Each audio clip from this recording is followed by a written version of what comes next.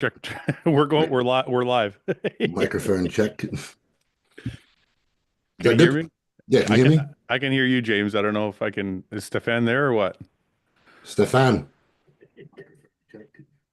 Stefan. Is he not? He's not available. Look at him. Just look at his eyes. You've been doing this every. You've been doing this every week. You figure you. I took the other headphones because the others are empty. So You need to click on audio. no, I'm here. Now I Oh, you hear can. us. Oh, you can hear us Yeah, now. yeah, yeah. You just sat I there and watched. fixed it. You Just just like, give me the time to click you the just like boxes. You look. You Use look them. bigger. You look bigger this week, Stefan. What are you doing different? Test. I'm fat as fuck. Stefan, do you still work out? Mm, You don't work out at all. No, Oh, look at him. that's a long and sad story, actually. Can you tell me the story? Because I don't like I know bodybuilders, like, I'm obviously not anywhere near where I was when I was bodybuilding, but like I still train every day and you know what I mean? So I'm like, what happened?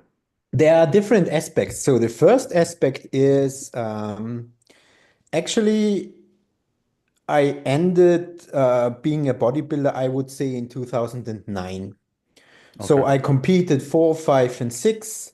Um, in seven, I started coaching, and I recognized that, as told in in other podcasts before, I don't have the genetic to really, I would say, fulfill my quality standards in a competitive sport. But I kept training like I did because I always loved it. Right.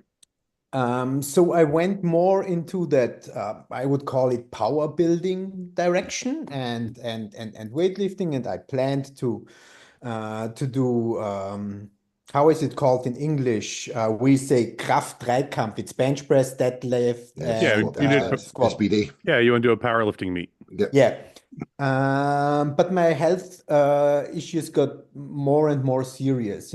I started bodybuilding already with a torn chest, with a broken shoulder, with a broken collarbone, with a part artificial knee, with a twisted hip. So every training made me screwed even more. And I always was the guy, it just was not able to get in and just train normally because when I get into the focus, I want to kill the fucking shit. I Yeah. Right. always wanted to. And um, then actually, I got that very good job offer for being a director in the clinic. So my focus totally shifted and also the time, and I stopped training. But that doesn't kept long. So first there was the health issue, and second there was the shift of the focus.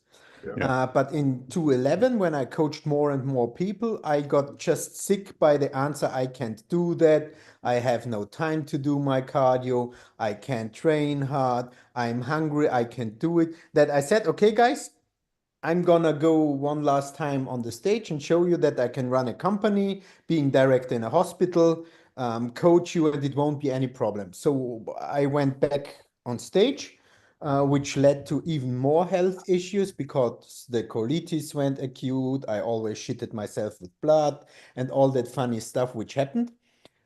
So after I did the show and everything went okay. I was very good in shape, even when there was no muscle left, but I was in You was shape, peeled. and Yeah. that was all what I wanted to show. Then, Right. after that, again, health issues were so strong, so I ended training. So when Corona came and I was bored because, our therapy institute was shut down and no people were in the gym, I started training by myself again. Yeah. Mm. And it went so incredible fast. And this time I said, okay, I won't go all out. Yeah. I won't do squats. Yeah. I won't deadlift. Yeah. That plan kept there for about 6 months. Yeah. Then I started deadlifting again. I started squatting again, and my spine totally Yeah. went. So I wasn't able to walk correctly for about 6 months. Sure. And I still suffer from that. So that's one part of it, is that I love training more than everything else. And whenever I train with people and show them a movement, I'm immediately in the movement. But that combined with I have on it to say honestly that that I'm a lazy motherfucker Yeah. when it comes to that. Yeah. And the problems which always occur when I start training, because I can't just go there and pump a little, makes it quite difficult for me to start again. But Right. actually, it's on my list to get back to it and try it, I think, a fourth time. Come on. Not like a retarded, just a little bit old man's pump. Old man's pump. Hey, Brett, Brett, how are you, man? Brad, Good. We got a good crew here today. Love to see it. you doing, Yeah, brother? we're glad to have you. We were just talking to I was talking to Stefan about why he doesn't bodybuild anymore, why he doesn't work out. Because I'm retired, but like I need to train every day. Like it's just part of my day. You know what I mean? Yeah. But Stefan, it's funny you said that about training. I got the same way. So I was kind of messing around, messing around. The next thing you know, I'm squatting 4 plates again, which for Brett and James is not a lot, but for me is heavy. So you get back into that mode of like you feel like you're 25 again, and you're like, you just can't let it go. But I had a meeting with my nephrologist for my kidneys, and he was like, "Listen, you're still okay, but you have to stop training the way you're training." He's like, "You can't go in there and go all out. all out. You have to learn to pull back because it's actually going to do you more damage in the next decade or two." Yeah, for sure. The CK is Yeah, evaluating, and it's hard for the kidneys to remove that. You're doing more right. damage because they have to remove the cell damage. So totally understand. For But the people, second, sorry, go ahead. I was just going to explain to people what that meant that Mm. are watching because they might not understand how, like that when you're breaking down muscle, your body has muscle to, cells, yeah, you have yeah, waste, your and you body need to has to, remove that. you need to remove the waste. And if your kidneys aren't functioning at 100% or doesn't mean if not 100%, but even if they're not functioning properly, they have a hard time removing the waste. So you're actually doing self more damage by training too hard. Sorry, Karen. The most extreme thing for what Fouad just explained is when somebody has serious burnings over Yeah, the whole body, yeah, serious cell damage over the whole yeah, body. He yeah. might probably die of kidney failure because it's not possible to eliminate that waste products with the kidneys. And Right, training always is cell damage, and the right. kidney needs to remove that. So But I think that the second thing why I got so distracted from training by myself is one thing for sure is the frustration yeah. that I can't do it how I Are want you to do talking it. are you talking about the frustration of like maybe there's a certain movement you can't do because of pain or injury or Actually, the shit is I can't probably do nearly anything because the upper body is damaged with the torn chest, the broken collarbone, and the shoulder. right, right, The right. lower body is damaged with the part artificial knee and the half glute missing on the left side. Right, right, right. Okay. So whenever I'm doing something, I got screwed even more. You have to modify everything you're doing. There's not any like because the reason I'm saying that is so I've had a lot of injuries in my career. So when I do certain things, there's certain exercises I might not do, or if I do a certain exercise, I might do it lighter. But what you're saying is the damage is so great that it's affecting all your movements.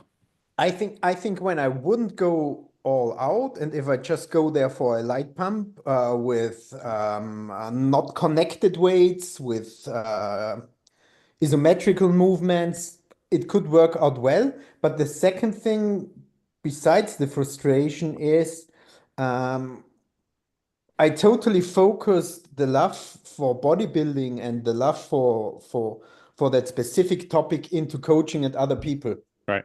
That's what So I that's what I think was gonna that's what I was gonna say here, Stefan. I think this is more about you start allocating your time away from recovery, prehab, rehab, because you didn't have time to do those. So that took a hit in your training. Then you saw that affect your body as you age because your time is going to, all the clients you were coaching over the years is I think the biggest thing. Because I'm noticing that now, like I'm doing more rehab, prehab, stretch, everything right now as I get a little bit older, Mhm. that just continues to increase to be able to do Yeah. the stuff in the gym. But Yeah. if you're busy, hundreds of clients, there's just something has to take a hit, and that usually goes first. And once that goes, then your training follows behind it. So I think the answer though, Brett, for me anyway, what I found, and maybe Stefan, you can find this eventually for yourself. I've learned to do my style of moderation. Hmm. So since I saw the doctor, it's been like 3 weeks. Mm-hmm. Uh, I've actually finally learned moderation in my diet. So I've dropped like 15 pounds. It's crazy instead of just doing this yo-yo shit that I do because I'm a bodybuilder. But training wise, I stop at 5 reps. That's how I moderate my training. Okay. So I don't go to failure. I'll still go kind of heavy, but 5 is not failure. Yeah, Like you're let like a good few reps shy. yeah, like let's say 8. Let's say 8 is failure. Maybe even 10 is failure. Maybe 7 is failure. I just do sets of 5. So You're still getting a I'll, nice stimulus from a load. I still feel, you know what? Actually, it's crazy, James. I actually feel stronger. Like Yeah. I'm lifting heavier on a lot of different movements, even Mm, though I still have reps in the tank. yeah. But Just maybe you shouldn't to be the voice of your nephrologist yeah. now in that group. Maybe you shouldn't get stronger, No, and I maybe know. you should. But I feel like, but Stefan, if you think about hypertrophy, you think of higher rep ranges, and when you think of wear and tear and really breaking down muscle tissue, you think of higher rep ranges. Yeah. So I feel like even if I'm going heavier in the lower rep ranges, I'm still kind of saving my body, Yeah, I especially think especially if those aren't failure reps. You know what I yeah, I mean? think as long as you're avoiding those reps that are what takes you there to that point Yeah, of where you start to incur that damage. yeah, yeah, Because there is yeah. reps that don't incur it, I feel. There's like you say that first five or so. I think you. I think if you're training with a decent amount of weight, you're always incurring some damage. But Hmm. I feel like the damage that's hurting. It's more, I feel like the damage. But Okay, actually, you just can easy go with labs. what do you You mean? know, just do the training, and on the next day in the morning, you go and take a look at your creatine kinase, and you will see how much Yeah. damage you did. Well, I'm going to do more. I'm doing more labs. I'm going to end up doing probably blood work once a month now, so I can make mm, sure that my strategy is like Yeah, working. but you working. could And sell it to people. you could really level your intensity in with that parameter. Yeah, yeah, yeah. And the second thing, I just want to get back to the topic one more time, is I'm just not able to get the time management right. Right. Well, You know, you have a lot of when clients. no, it's not only that, it's when should I do it? So when I get up in the morning, I usually wake up at 6:30 or to 7. I never put on an alarm. I always let myself sleep as long Yeah. as my body wants to sleep. I think that's one of my crucial um, things to have performance. So when I get up, then I have all the customers from Asia, Hmm. which already have done their check-ins, and I have the late boys from from the States who have done their check-ins in the evening instead of the time when they got Right. up. Right. So Right. Right. I do that, you know. Then Yeah. sometimes I have a call or something else to do. Then I need to eat something because I've already done 2 or 3 hours of working, Okay. Can I and stop you then for a I'm sec? in the middle of the day. Okay. Can I stop you for a second? Yeah, sure. So obviously I run my own business. Uh-huh. I don't have 100 clients, so I'm probably not as busy as you are. But you have your own gym, right? Yeah. If you have your own gym, you have an office. So at my office at work, I have a fridge, I have all my food, I have a microwave, and my gym is downstairs. So I get my work done at the office. And then one of the things I was talking about moderation, I did a podcast with Mark Bell one time, him and his partner. I can't remember the black guy's name. I feel really bad now because he's a really nice guy. But I did a podcast at their office. Their office has their gym connected to it. Yeah, yeah, So yeah. so we do the podcast, and then we walk out and Mark's showing me the gym, and the other guy goes and gets on the assault bike, and he just did like 5 or 10 minutes, and he got off and then went and did something else in the office. And I said to Mark, I said, "What's he doing? Why did he just do 5 or 10 minutes?" He goes, "He microdoses his cardio." I go, "What the fuck does that mean?" Because I'm like, as a bodybuilder, we're like, listen, you're either doing 45 minutes or you're not doing anything. Yeah. So I'm like, he's like, no, he microdoses his cardio. He'll do like 10 minutes here, he'll do 10 minutes there, he'll do 10 minutes after meeting with a client. And I'm like, that's actually fucking really smart. That's quite cool, yeah. So I tried it for like a week. Well, probably not a week. It's been about 3 or 4 days I've been doing it. I knocked out like 45 minutes of cardio, but they were all in like 10-minute sessions.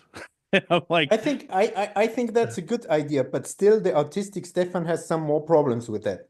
yeah, yeah, of So course. so the first thing, when I get up, I immediately feel guilty.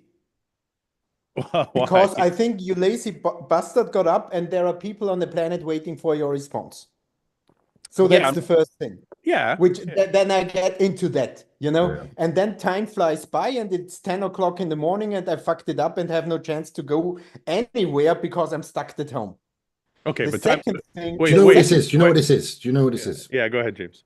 It's because Stefan, two words in my head. Stefan's selfless. Yes. And unfortunately, with bodybuilding, even at a minimal, you have to take a time a day and you have to be selfish. Okay, but you can be selfless and still do your shit. Like when you have money. yeah, that's the point. You're right. But when you I have, want to bring in the second autistic shit. Okay, go ahead. So when I do that microdosing cardio, Yeah. I need to shower immediately after. Or Why? in my case, no, I can't shower. I need to go into the bath. No, no. And having that tube shit It's just because 'cause he can't help I himself. can't handle the fucking shit. So the most problem. Sometimes I think about scenarios. Okay, I go immediately in the morning into the gym and work there. But after training, I need to shower, and when I don't shower, I feel completely awful. But I won't shower in the Okay, gym because I find it awful to shower there. Then I fuck everything. Okay, let me attack these one by one. So first things first, the clients in the morning. One of the things, I went to Merrick. I was at Merrick doing some lab work and some content, whatever. And there was a guy in the corner walking on one of those treadmill desks. Mm. He had his treadmill that has a desk, and he had his laptop, and he was walking at like fucking 2.5 miles an hour, just typing away, just walking, typing away. I'm like, that guy's doing his steps. He's doing his steps for the day. He's going to get in 10,000 steps Easily. but he's still working while he's doing it. So that's that excuse. The second excuse is if you're walking at 2.5 miles per hour, you're not fucking sweating. Like I did my 10 minutes of cardio here and there at work. I didn't need to shower afterwards because you're not You drenched. didn't sweat? Nah, 2.5, like walking at 2.5 miles per hour. If Yeah, you you don't sweat, really sweat. if you sweat walking at 2.5 miles per hour, you have a fucking For problem. too many cheeseburgers. So I'm telling you. Okay, I'm gonna try with the bike because I have a spinning bike at home. Yeah. I'm gonna try that microdosing cardio. Listen, I'm telling you, Stefan, this whole thing is I'm sure there's people watching this going, you could have done this for 20 years. I'm just learning this now, this whole moderation. And you know who taught me part of it was Sam. You know, people are talking in the chat about Sam Sulek competing tomorrow. Yeah. One of the things that really intrigued me about Sam when he was with us, it wasn't the cardio, it was the eating. Wow. When he had this app on his phone, I can't remember what it was called. It was he said it was a really simple app. I can't remember what the name of it was. But all he cared about was the protein number and the total calories. And he told me, he's like, I don't care what my carbs are fat. My carbs are fat, I don't care. I only care what the protein number is and my total calories. And this is how this kid would eat all day long. And I'm like, that's actually really fucking interesting because he even did it when he was getting shredded. He would do it when he was bulking and he would do it and it works. So I'm like, you know what? I'm going to fucking try it. I'm going to eat bodybuilding foods. You know, I don't eat like garbage, but I can't. Yeah. But even if you do, I just literally plug it. I plug it into my fucking app and I'm like, okay. Yeah, but then I see the motherfucking number in the app and still I want to eat one more muffin. No, you need a little bit of discipline. You can't just like... You can't just think of that as well. Like the good thing about that is like, let's say you fancy having fruit. Yeah. You just have fruit that meal, and then the next meal you might be like, you know what, I want something more like, I don't know, complex, like some sourdough. James, you know how it works out. Like the other night, it was like the end of the night. I had like 150 calories left, and I was hungry. And I'm like, I can't. How can I squeeze 150 calories? Yeah, there's nothing I can eat as 150 calories. This is bullshit. How many carrots can I eat? Yeah. But I grabbed an apple. An apple was 120 calories. Oh, nice. I had an apple. I felt okay, and I went to bed. Yeah. And I've been fucking losing weight. And I'm like, what the fuck? Your calories in control. And I think the thing is, after competitive bodybuilding, I do think we should all be a bit more like that after the competitive side. Just for for sanity's sake. James, it's so hard. It's so hard Look, I've been retired for what, 7, 8 years. You still got those habits. This is the first time in my life I've been able to find this like moderation where you can food. still feel like you're doing enough to Yeah. be satisfied that part of you, but without being like a slave to it. Tyler K just said this too, and this is something I learned a long time ago and I never employed it. Was Stan Efferding Yeah. started the microdosing thing by doing the 10-minute walks after Walks eating. after each meal to help with his digestion and blood sugar. Yeah, and I always thought it was a great idea, but I never tried to put it in. Yeah. So anyway, I think I kept quite good after I ended bodybuilding with food for about 4 or 5 years. And then it went downwards. It just went to shit. Just went over the cliff's edge. Look, this guy says what apple is 120 calories according to my app. Probably 120. How many? You're Your looking at 100 grams of apple have about 10-gram carbs. Yeah, then that wouldn't be it. That'd be about So 50. Here's my apple. Apple Granny Smith. That's an English one. 0.4 large Granny Smith apple, 0.4 grams of fat, 28 grams of carbs, 0.8 grams of protein. It's a 200-gram apple. It's Quite big one. 120 calories. Wait. Yeah, so about 200 200-gram apple. So that's decent. Did you chop it up or did you just eat it normally? You know what's funny? I said this on another podcast and everybody freaked out. I eat the whole apple. Yeah, and the core and stuff. With the wood? Yeah, the core. No, not the wood. I take the stem out. I like to chop the apples up. It feels like a treat. I take the stem off and then I eat the whole fucking apple, including the core. Yeah. Is that you see? You guys don't think it's weird? I don't do it, but I know a lot of people do. I'm not eating those seeds. So you swallow the seeds. Everything. There will a tree grow out of your asshole. You didn't have a parent that told you when you're young that I did. Yeah, that's what our parents do. I did. My mom was like, "You're gonna grow an apple tree in your stomach," and I just like, okay. No, I don't know. I was eating a fucking apple one day, and I just took a bite out of the core. I'm like, why do I keep throwing this away? And so I go very close to the core. I get very close, like nibble on it. But I found that when I brought this up before, when I brought this up before, I found that North American people all thought it was fucking weird as hell, and some European people were like, "Yeah, it's not that big a deal." So for us Europeans, especially for us Central Europeans, apple is the thing. It's by far our main fruit. What's the main fruit in the States? Oranges are from Florida. Yeah, true. I mean, you can't really say that about the States because the U.S. is so big and diverse. It's like the size of fucking Europe itself. So, well, I know it's not exactly, but like you can have so many different. There's different. It's almost like the U.S. is funny because you have different cultures, different foods, different everything, all in one country. But is apple one of them? Yeah, I think apples are pretty, but they're everywhere. When I've been to Texas, like apples are everywhere. Yeah, people go like apple picking and shit. Yeah, I don't think the U.S. has one single fruit that's like there. No, it's pretty spread out. Like, I mean, obviously you got like Georgia peaches, so you have like the southeast peaches area, but they grow everything. You gotta think we import half the shit we get too. Yeah. But like the talking of like fruits, like kiwi, for example. When I was younger, I didn't eat the skin, but now I do. Really? Yeah, the skin's some fine. people. It's some people not even that bad. It's quite nice actually. I didn't know if you could do that, but somebody was when I said something about the apple. Somebody it's just like a peach skin. You know when you eat a peach, it's not that guys similar. eat the skin on like a baked potato? Yeah, I love baked potato skins, especially if they're a bit crispy. Yeah, like if you get one of them like in the oven. Oh, potato skin, yes, but kiwi, no. No, trust me, man. Trust me, it's not that bad. It's not. It's not furry like you think. It doesn't have that fur texture you think it's going to have. Especially a gold kiwi, one of them nice posh ones. Right, you don't eat the skin on a potato?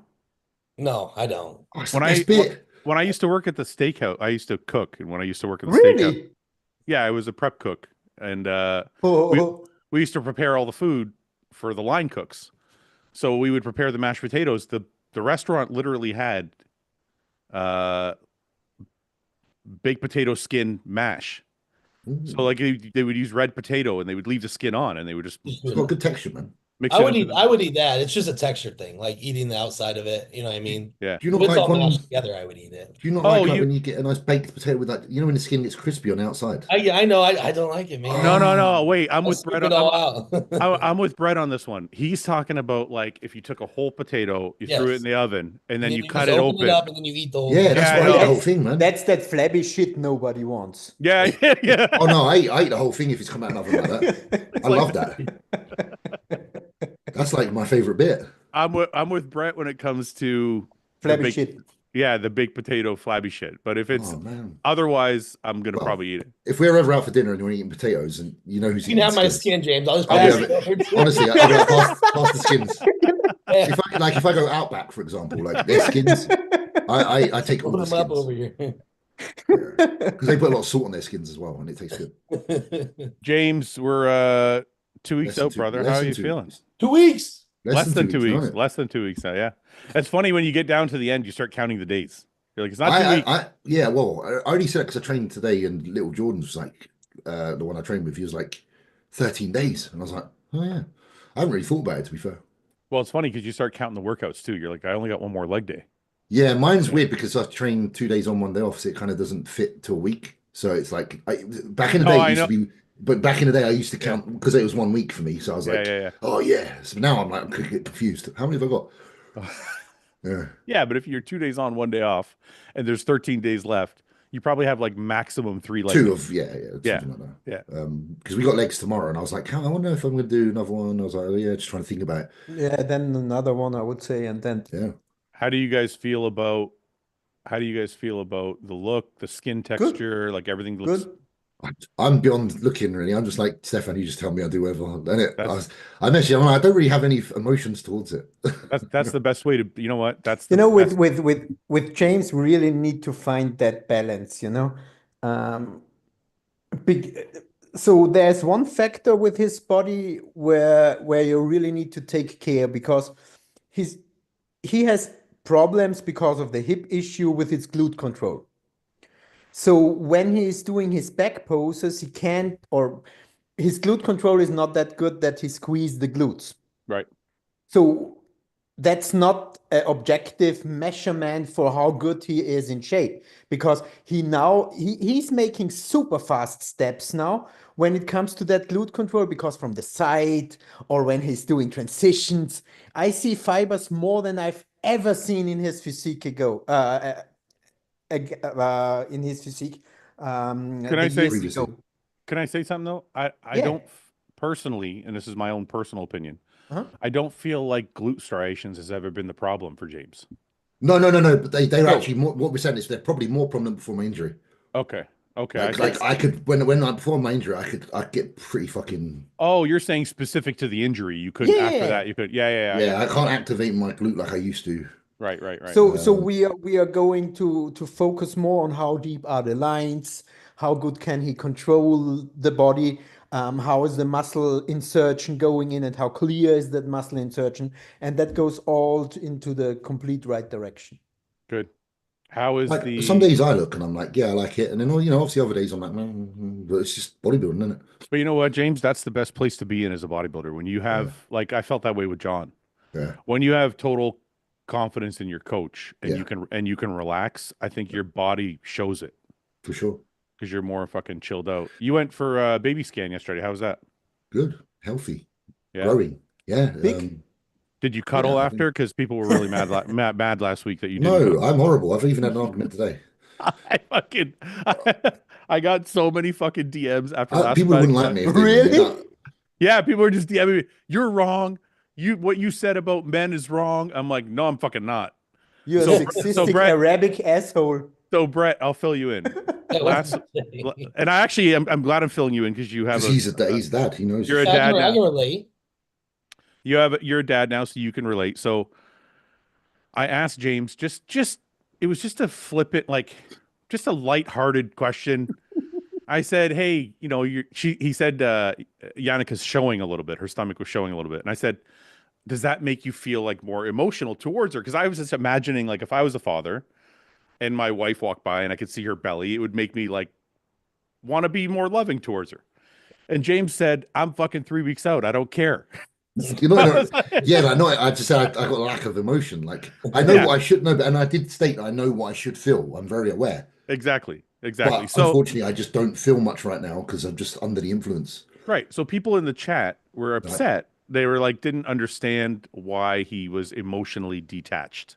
It's because So they we know were, 3 weeks out from the Arnold before. so we That's were trying exactly to, why. It's kind of hard to explain to people that haven't done it. You know? so No, we were I trying, know, I know yeah. exactly what you mean. Do you want to give us, when Give me some pep when your talk. wife was pregnant, when your wife was pregnant, were you competing at all at any point during her pregnancy? I was, yeah, actually for the majority of the beginning of it. So we found out 6 weeks into my prep that she was pregnant. So then Okay.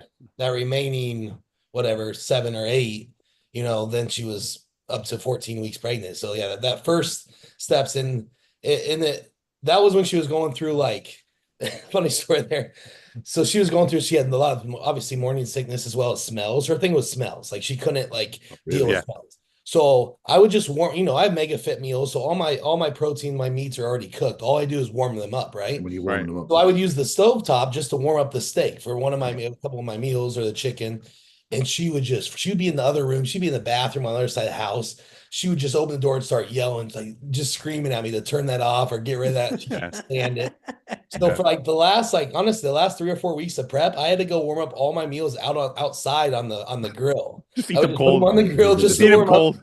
And then I'd eat them out there on the porch outside. Oh my God. That's a good husband. That's a good Yeah, husband. so that was my experience. But no, I get you're saying like luckily like I was done prepping by the time like when she was really showing, and then I was like when all those transformations, all those meetings and then things like that, and you got a little bit more attached. For But I sure. know exactly what he's talking about, especially with the focus. Yeah. I mean, we got to be honest, man. Like especially with the orals involved in preps and stuff, you lose a lot of emotion and then just the low energy in the Mate, food. when that estrogen's a little bit down and Yep. you can't really feel like, because I'm normally quite an estrogen kind of, I'm a soft motherfucker normally. So in a prep, I'm quite different because I kind of don't have that. Listen, you guys are lucky nowadays. Nowadays, you guys don't use nearly any. Yeah, like, nowhere near as much as like, dude, back in the day, we were like popping a Rimex every day when I was bodybuilding, it was an Arimidex every day. and Electro 2 weeks out. And then the last 4 weeks, at 4 weeks out, I would start a Nolvadex every day with it. Yeah. And then the last 2 weeks, or maybe 1 week out, I would add Electro with it. So you're on 2.5 three milligrams. different fucking. So I'm dead. Like I don't have No estrogen. Like you could shoot my wife right in front of me. I'd be like, whatever. Who's I'm got like, yeah, so like, yeah. Anyway, Brett, we were trying to explain it, and people were so mad. So at one point, I said, "Look, at the fucking root of a man's life, his job is to provide for his family. It's not his job is not emotional. It's to provide safety and security." And I think that set some people off. It set some people off because we were saying again, like I say, my we focus is on my. Sorry, We completely draw a very nice picture. It was your speech, Fouad, it was what James said, and it was finished with the most favorite sex positions. So it was a perfect episode. Can I just say this real quick? Because somebody's like, no, somebody wrote me and said a man should be able to do all of those things, and I do agree. But there are situations where that's not possible. So, for example, and I related it to my own childhood. When I was growing up, we were poor, and my dad was a welder, and he worked 12 hours a day, and he was never fucking home. Mm-hmm. So there was no emotion. There was no like, hey, Dad, let's go play catch. I love you. And he was fucked. He was like, I got to go fucking work. I got to put money. And we barely had enough money to fucking eat anyway. So he was like, I don't have time to fucking play catch with you. I got to go make money so you guys can eat. So I think that's where my perspective on a man's job comes from is some people don't have the luxury of earning a living and spending time and sitting around and doing, you know what I mean? Some people just. But I think you could transport that on both sex. So it depends. Sometimes even the woman could be play that role. Sure. Nowadays, and the mother couldn't be there, for example, because she has to work and there is no place for love. So, No. Oh yeah, No. that's No. existing. That's not possible. It's existing.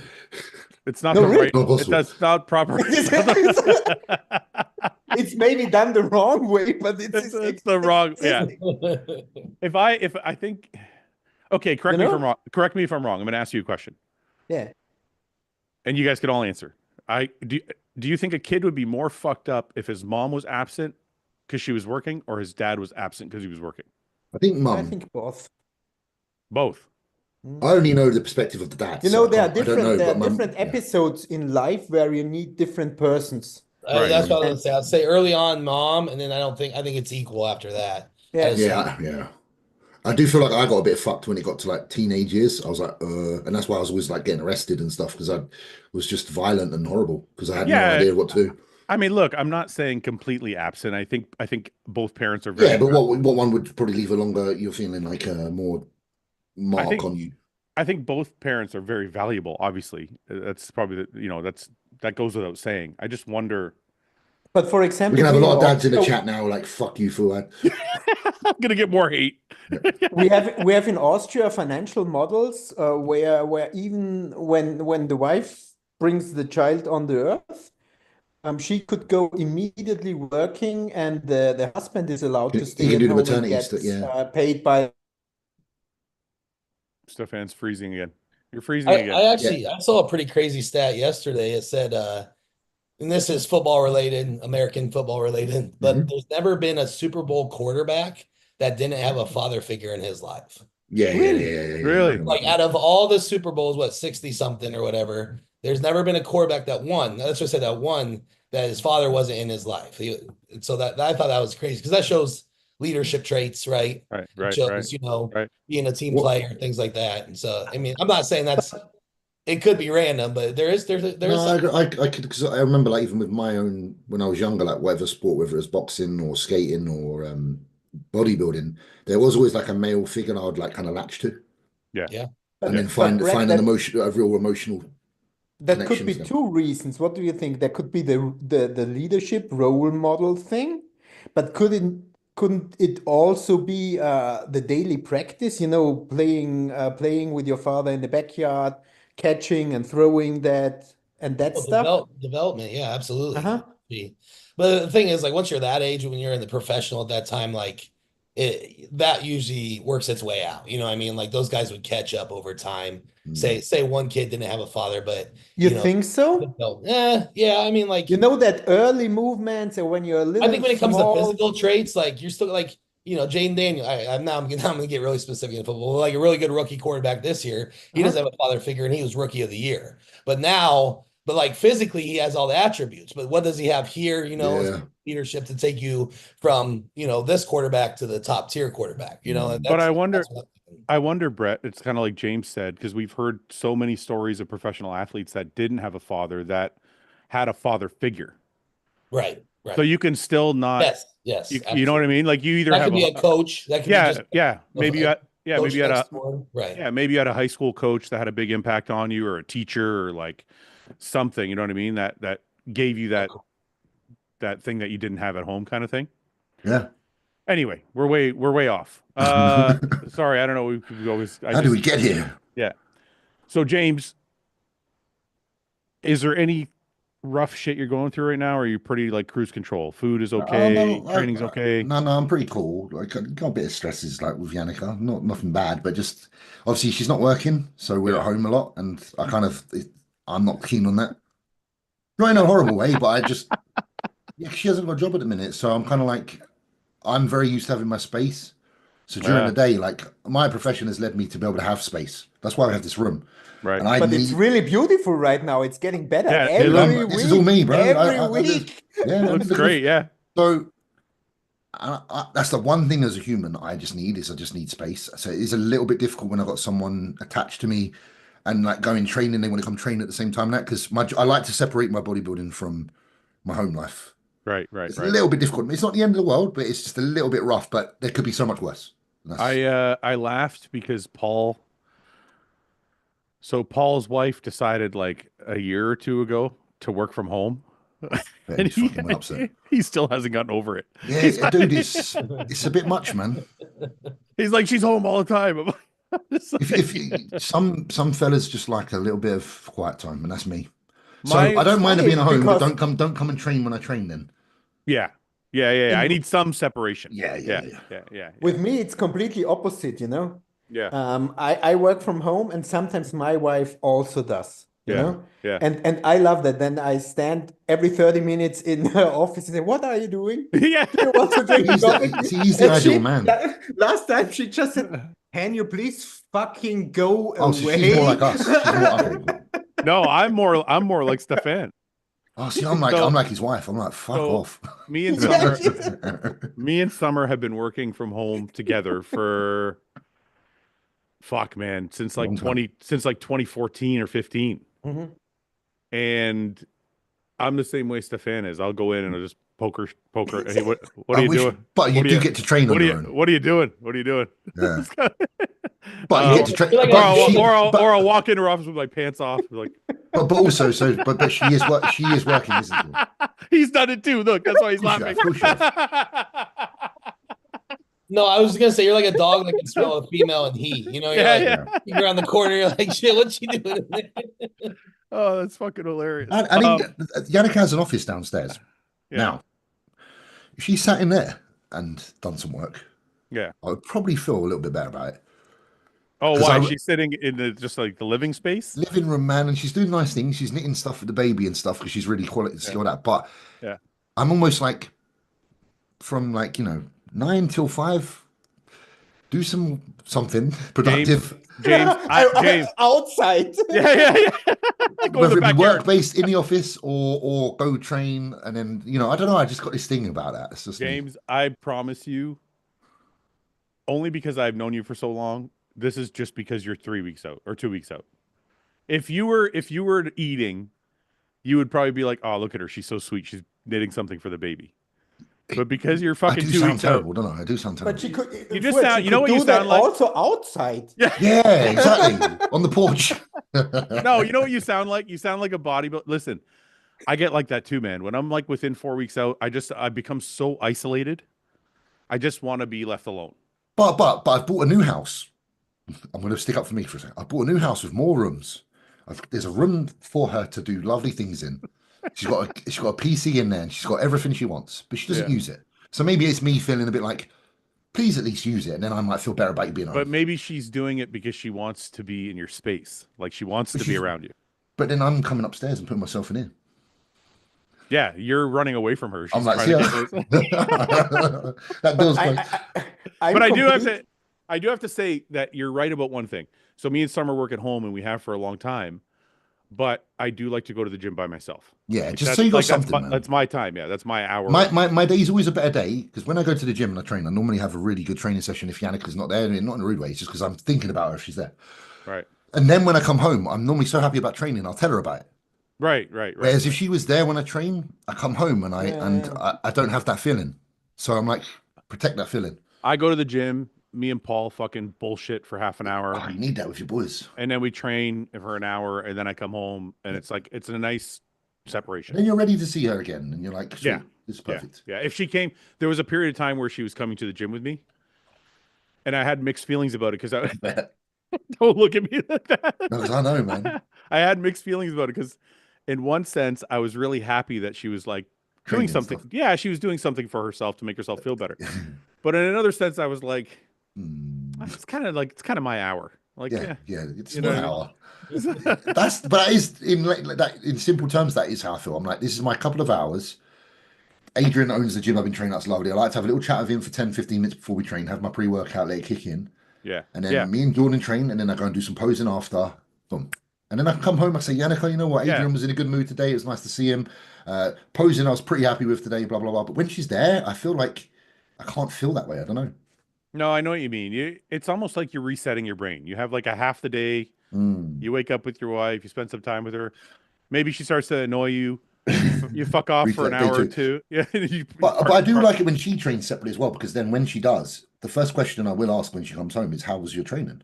Yeah, dude. Because if you're together all fucking day, every minute of the day, there's nothing really to talk about. You're like, No, and I want things to talk about. I want my relationship, everyone wants the relationship to stay, as, because relationships are so good in the beginning, partly because of that reason. right. Because there's so much time where you are able to do something and then bring conversation to the table. So I'm only trying to protect, the way I am, it's just because I'm trying to protect the relationship I have, really. That actually brought up a really good question in my head, and I'm going to ask Brett and Stefan. You guys, I'll start with Brett. Do you think it's bad? Is all nudity bad. Is all nudity bad? If your wife is walking around the house naked, Okay. do you like it if she's naked all the time? Or is there times where you're like, I wish she was wearing some clothes?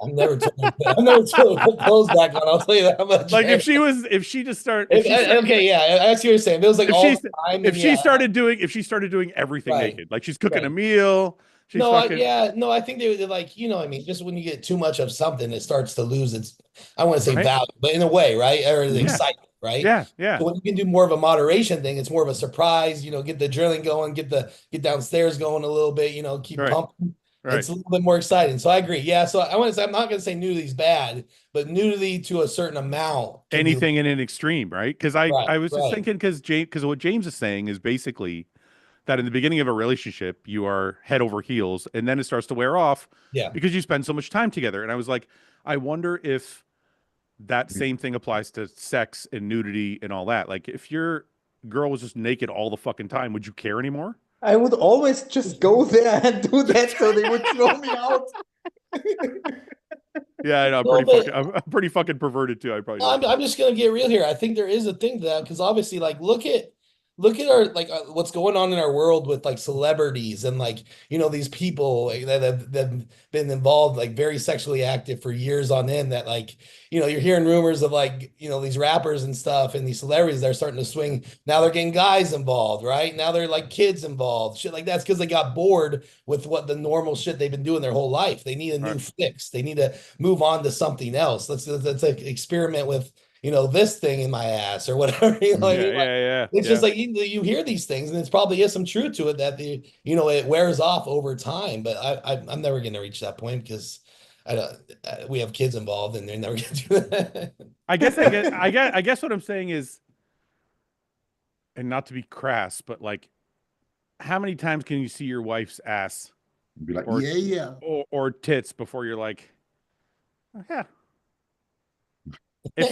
If it's too repetitive, you know what I mean? Not like, listen, 20 years in, you're still fine. But if 20 years in, it was every day she was naked all the time, I think you eventually would be like, you would be like, yeah. Yeah. Right? You'd need a Stefan? different dessert. And that's Stefan, not you good. seem like you have a different opinion about it. Who me? No, Nah, Stefan. it's hard to call. Well, think about it. If you ate the same food every fucking day, Yeah. you know, like what's your favorite Even dessert? even if you really like it. Yeah, if your favorite dessert on earth, if you had to eat it every day, eventually you'd be like, I don't want any more Black Forest cake. No. The only thing I can do is have that Pamela Anderson poster that He's on not- the fucking wall. Stefan's like, no, I wouldn't. Stefan's like, I want to eat it every day. Okay, the chat's going crazy for Sam's. I guess Sam's competing today. Yeah, I think it's today or tomorrow, isn't it? Can anybody in the chat tell me if it's like, is there a live stream of it? Like, because people are saying like his quad definition is crazy. Like, Yeah, his legs are very, very peeled. yeah, but is there? I saw a picture I today. haven't seen pictures. I saw someone post a picture today. The quads are like straighted. 1 second here. Deep cuts. I've seen some people make some videos about him. Honestly, I think people are really fucking I don't want to say they're assholes. That's maybe a little harsh, but I think people are like, some people just want to see other people fail. Yeah, I think And the I'm- majority, and that's quite a poor thing. But I just think it's his It's the first show, yeah. Vegas. Yeah, the Vegas thing, isn't it? I just think to myself, the kid's 22 or 23 years old, Living his life. and he's just living his life and putting it in a video, and he loves Super cool. and he loves bodybuilding, and he's not cocky or arrogant. No, He's not saying I'm going to be Mr. Olympia. It's all his fans that are saying that.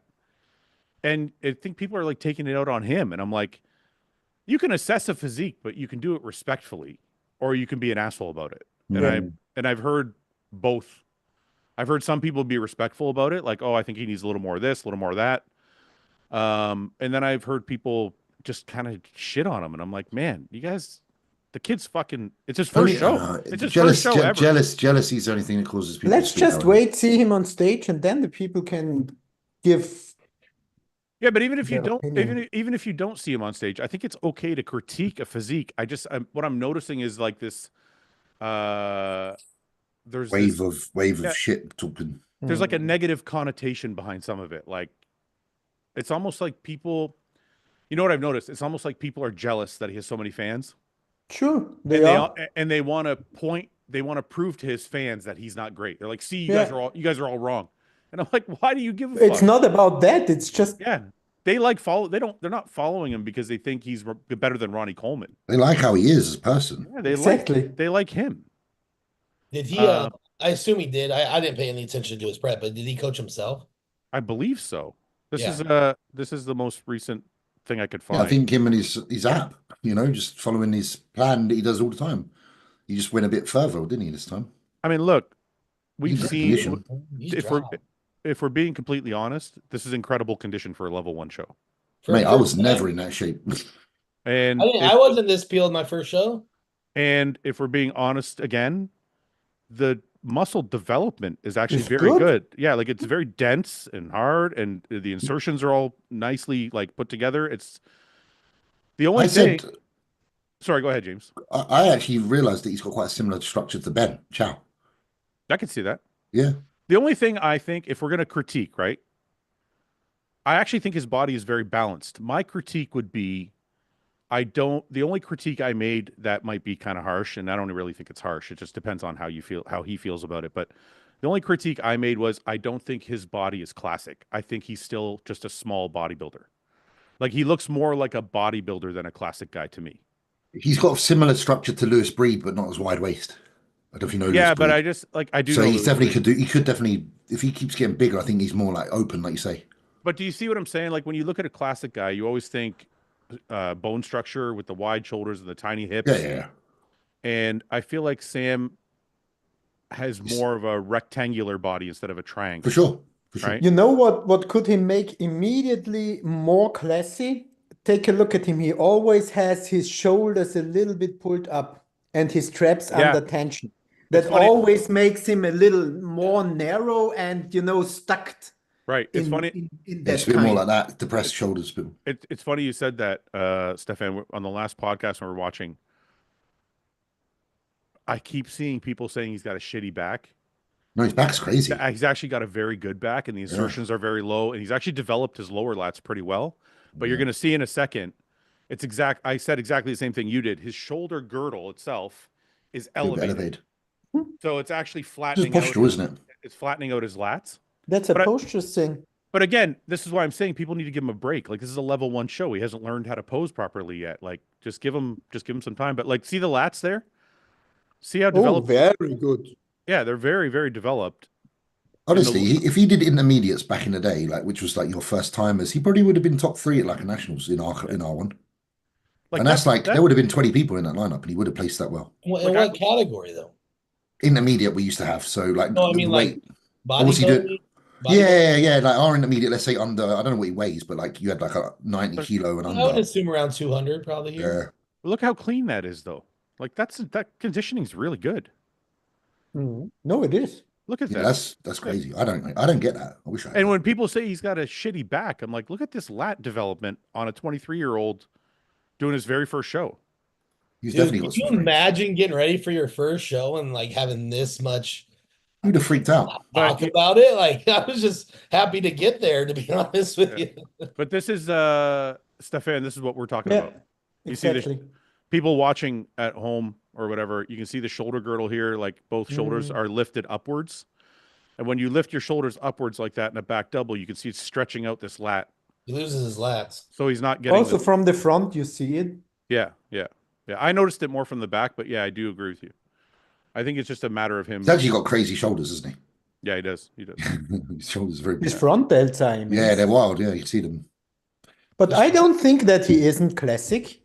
It depends now a little bit on the legs, but it's more the way he moves and how his posture Yeah, is. so that's Well, more to the Hides it presentation. from- you feel. Can I clarify what I said, what I meant though? So now I think he can be classic, but I think as he develops, He's going to be. I just don't see his physique have the same structure as somebody like a Ramon, a Wesley, an Urs, Mike Sommerfeld. Like these guys have really crazy. Yeah, but we also know Michael Daboul. Yeah. That's true. I could see him in a Michael. He DeBoer. does have a Yeah. similar Yeah, structure yeah. to Michael. I can see Michael's that. condition's wild. Yeah, I man. can Besides the So leg. Yeah, I can I see that. think everything is open for him. Yeah. But will Let's see what Michael? happens. And look, I'm not saying he can't be a great classic guy because Michael DeBull's won shows. He's a Top very, 7 very good. Olympia. But I feel like his structure is a limitation into the upper level. I think it's a limitation when it comes to maybe the top 5 people. But take a look at Josema. Who's You know, Hossein? the Spanish guy who got 6th this He was year, his bodybuilding and he first went to Oh, Olympiad Jose. was, Oh, yeah, yeah. that guy. Yeah. But he's got That's no, yeah, no, but Stefan, know, he's got a wild structure. That guy. yeah, Like, but he's his got waist really. is wide as your shoulders. I know, but the way he pulls a vacuum and his presentation, Yes. and it's Yes, very, but when very. he's doing abs and thighs, for example, he's Yeah. playing all his cards with maximizing his muscle structure with a Right. very bad bone structure for the class. So you are right in a specific point that the bone structure is something which Limitation, but could limit you. Right. But those perfect bone structures we nearly never have. We have Chris Bumstead, then Right. there is long nothing. Then structure-wise, I would say Ramon is the next with a very, very good structure. Then Mike Yeah. with his bone Life. structure is great. Then Urs, Wesley. And after that, there is a big gap where everybody with every bone structure, if he does the right muscle and posing, could land and be multiple IFBB Pro winner. Yeah. Look, maybe I'm just being selfish because when I signed him, I was like, this kid's going to be a great bodybuilder. I want to see that. That's my own selfish need, I think. But I also don't think. I guess I'm comparing him to the top. Like when you say bone structure, I see more than 2 groups. I see, Bumstead's in his own group with like a God-given structure that you can't, that's not. And then I have the next 4. I put people like Wesley, like Mike, like Ramon, like Urs, Terrence Ruffin. These guys I put in like a really beautiful shape structure category. And then I put everybody else. Yeah, but still, then you're a top 10 Olympian. I didn't say he can. When I was saying it, I meant, and I literally said this when we were talking about it. I don't know if he has the structure of those top 5 guys. Those are the guys I'm talking about. That doesn't mean I don't think he can be a great champion. He can't win shows. He can't be a top 10 Olympian. But I think to get into that upper level, there's something God-given that's a little different. I think it's an interesting case right now because I think not the bone structure will limit him. The limiting factors will now be, does he get his posture right? For example, is he able to really switch his symmetrical needs in the direction he needs to grow? Most of the time, that are the points which keep you down and not specifically your bone structure, because there are so many topics now after his first competition, which need to be done to go into that direction, which need to be very specific, very well put together. And it's not only muscle, it's posing, it's posture, it's mobility. And if that everything gets right, no matter or nobody knows how far he can get. You're right. I'm just gonna agree with you. You don't actually know. Like, I mean, people probably saw. Oh, Nick Walker, like I remember seeing Nick. I was just gonna say he's never going to be a top Olympian. He got I was third. just gonna say that. Like, people probably saw pictures of Nick Walker when he was like starting out, and they're like, "This guy's shit." So yeah, How you never. does it look? The only thing, Lex look? the only thing I'm gonna bring him up in a second. The only thing I would say, Stefan, is unless he hires a coach or unless he continues to learn his training, I don't know if he has the specificity in his specificity. Forget it. I don't know if he has. I know what you mean. My English is worse than yours, so I understand. Yeah, but it's my first language. I don't know if he has the detail in his training to emphasize the body parts you're talking about, because he's very, I'm sure he's growing and learning as he gets bigger, but like he still trains like a bodybuilder. Like, he trains hard and ruthless, and it's not very, very detailed. Yeah, and we know, especially when it comes to classic, bigger is not better. It's about really Right. Symmetry. But Let's even take- in bodybuilding right now, you know, it's getting a symmetry sport, which is kind of cool. Here, coming from a guy that has a similar past to this, this will be his one running classic. This show this weekend in the Arnold, and we'll never see him in classic again. That's don't like, think yeah, so. you I came don't- from that background. I don't think so either, Brett. I No, feel like Is he growing fast? He wants to grow though. He has been. You gotta remember, like he's grown quite a bit over the last few years, and he's only what, low 20s. Like Yeah. he Oh, wants to that's be a bodybuilder. You know, I don't just know like if- I was. I just fit the category at the time, and you know, it just worked out that my weight was at that stage. You know, to be able to do classic. But Yeah. I knew that But- wasn't going to be a stopping. You know, that wasn't where we were going to stop. And that he seems like he's the same way. He always wants to continue to improve. But the point is, Yeah, you stop. really need to have also the, you know, the possibility or the genetic. Most people want to grow out of classic, but just a few are able. Yeah. I think somebody told them That's the point. The like you did, Brad. That's, I think 70% of all classic guys would like to do what you did, but they just can't. Right. But Where's that? I think Sam's. Brett, you're basically a phenom. You're a machine. No, I think Sam will be committed enough to do so, though. I think a Mhm. lot of those classic guys don't do what's necessary in the off season to grow out of classic. Mm. No, most talk of them about really it, but they don't can't. do it. Most really can't. Right. I think this is the last leg day I can find. Maybe somebody in the chat can tell me where there's a different one, but this is his legs are proportionate to his upper body. I mean, everything needs to be bigger, but as of right now, Is there to a me, hamstring? I think he turns around at some point or turns to the side. I've seen his legs in better light. Yeah, more there's a recently, better one you can and see. they are pilled. Yeah, I mean, the one thing you can say is the kid has a fucking See, work like- ethic because he's shredded. Yeah, you have to be in a bit of a dark place just to be able to get into that condition and maintain it. Because it makes you feel Yeah, a that lot shit's like all, that shit's all spaced feathered out. up.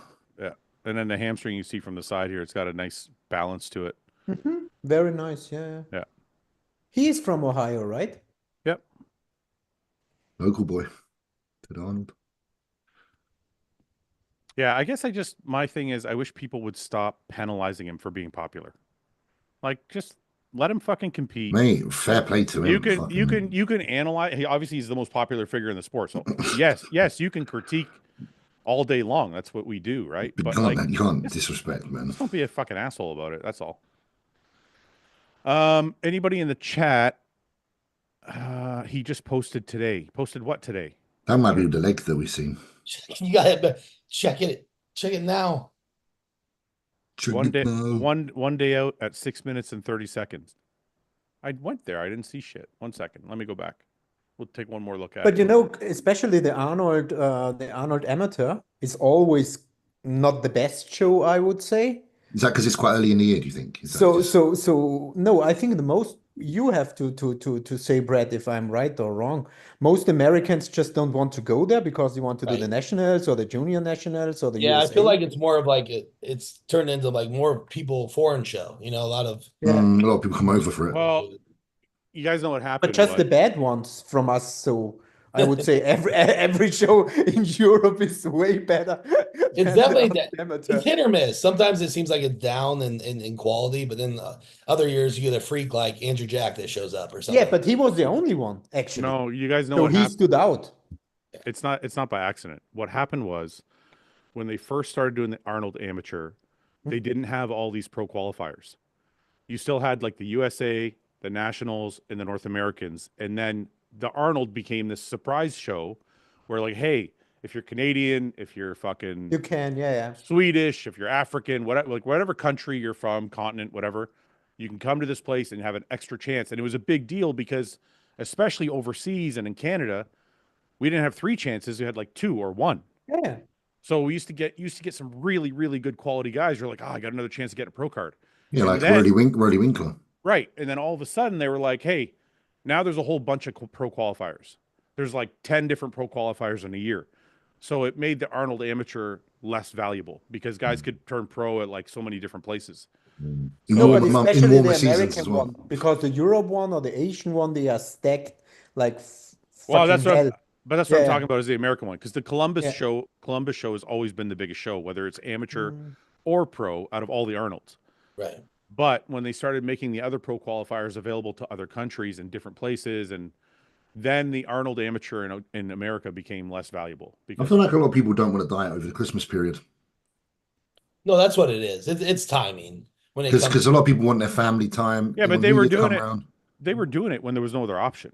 Yeah. That's what I mean. But Yeah, now there if is you an option. That's yeah, what I'm if you have saying. an option, So yeah, of course, so look, yeah, I can do the Arnold. I can do the Arnold Amateur, but then I have to forego maybe my Christmas, yeah. or I can do later shows. So now because they've got an option, it's like Well, it's But also also, Fouad, there's no other qualifiers around here. So like some people you like don't want to they miss don't know they're gonna win, so they're like we'll just do multiple qualifiers in a row. later in the year. But with the Arnold, it's just kind of standalone. There's like not another one for a few months, right? Also no. in Europe, there I is I'm 1 month between the next one.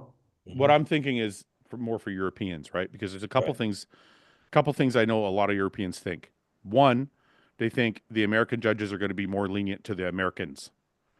Which is not true. That's not true, but a lot of people from outside the country usually think that. And then two, you're like, well, I can do this pro qualifier at a country next door where my flight costs $20, or I can fly all the way to the fucking US and it's a pain in my ass. So I think conveniently it's not as convenient anymore because there's so many pro qualifiers overseas that they maybe don't have to travel as far to go Yeah. to. Back in the day, also, you were like, you did want to win an Arnold. Yeah. Yeah. You know, Yeah. you wanted to be the Arnold champ, even if it was an amateur one, because you get the invite to the Arnold Pro the next year. Yeah, you think So, that. like, yeah, so Rowley got the invite for the following year when he won. I can't remember who won the year after, but yeah, like, I know that we had a few Brits win their pro cards there, like Sean Tavernier. I had 3 overalls at the Arnold, Ohio. There you go. But I So, think also, James, I think it was just more, I think turning pro was a bigger deal back then yeah, too. yeah. Now guys are like, I don't care where I get my fucking pro card. Just give me one so I I can know start. they'll go like literally here, there, Just and I everywhere. can put it on Instagram. Well, or so I can start competing. Like I don't, people think like they want to start their career, so like just give me my pro card so I can start. It's not a I don't think it's a really valuable thing anymore to like No. turn pro at this show I or miss that. that the entry point isn't high, man. It's very different now. Okay, let's take a look at this last look at Sam's legs, and then we'll move on to something else. This is the video this is the video the guys are talking about that I didn't catch. The face. This was yesterday. That's one day out. Yeah, that's yesterday. Yeah. Yeah. That's He's- fucking leg is peeled. He does flex it, I think, as well. And then you see. Holy Mhm. shit. Good. Good for him. A little bit on the straight, flat side, but Yeah, he that needs to can fill change. out. Time to eat. He's probably doing what every bodybuilder does when they first compete. He's probably terrified to eat. Yeah, but also I think he's weighing in there, so he had to make weight. I think he was like, Oh, at yeah, that yeah, cutoff. You think he's on the border, or you know that he is I think he close was to the like limit? a pound under. He's not short, is he? Okay. Serpent Wallets, thank you for the Serpent super chat. Wallace. He's a He good guy. says James is a legend. I love the live podcast. He's a good chap.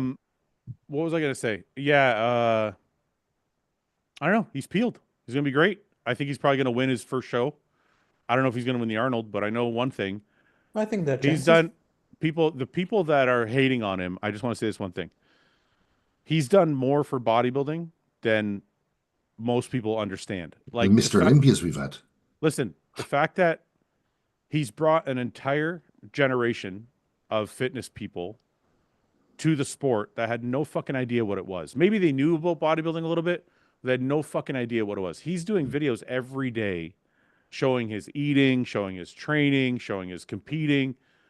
This is bringing an entirely new crowd, new generation, especially when his videos are getting like that last video we looked at got 500,000 views. Yeah. That's I'm not going to put him in Chris Bumstead's category because Chris is an icon and obviously has the competitive chops to back it up. But I am going to put him in that category in a sense of he's bringing a generation with him. Yeah. And he's a genuine celebrity. So people Like, that are the word celebrity gets thrown around a lot. people that are in the sport that have companies that are selling stuff or have gyms or have media companies or outlets, they should be happy about this, not fucking because he's bringing more eyeballs to all of our shit. So anyway, I just yeah. Anyway, let's move on. Buxton. Brett, I wanted to talk to you about this.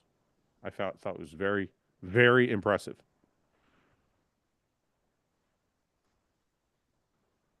How many fucking Trained how them many? yesterday. Okay, but I was listen. Okay, I was very impressed, but also very angry at the same time.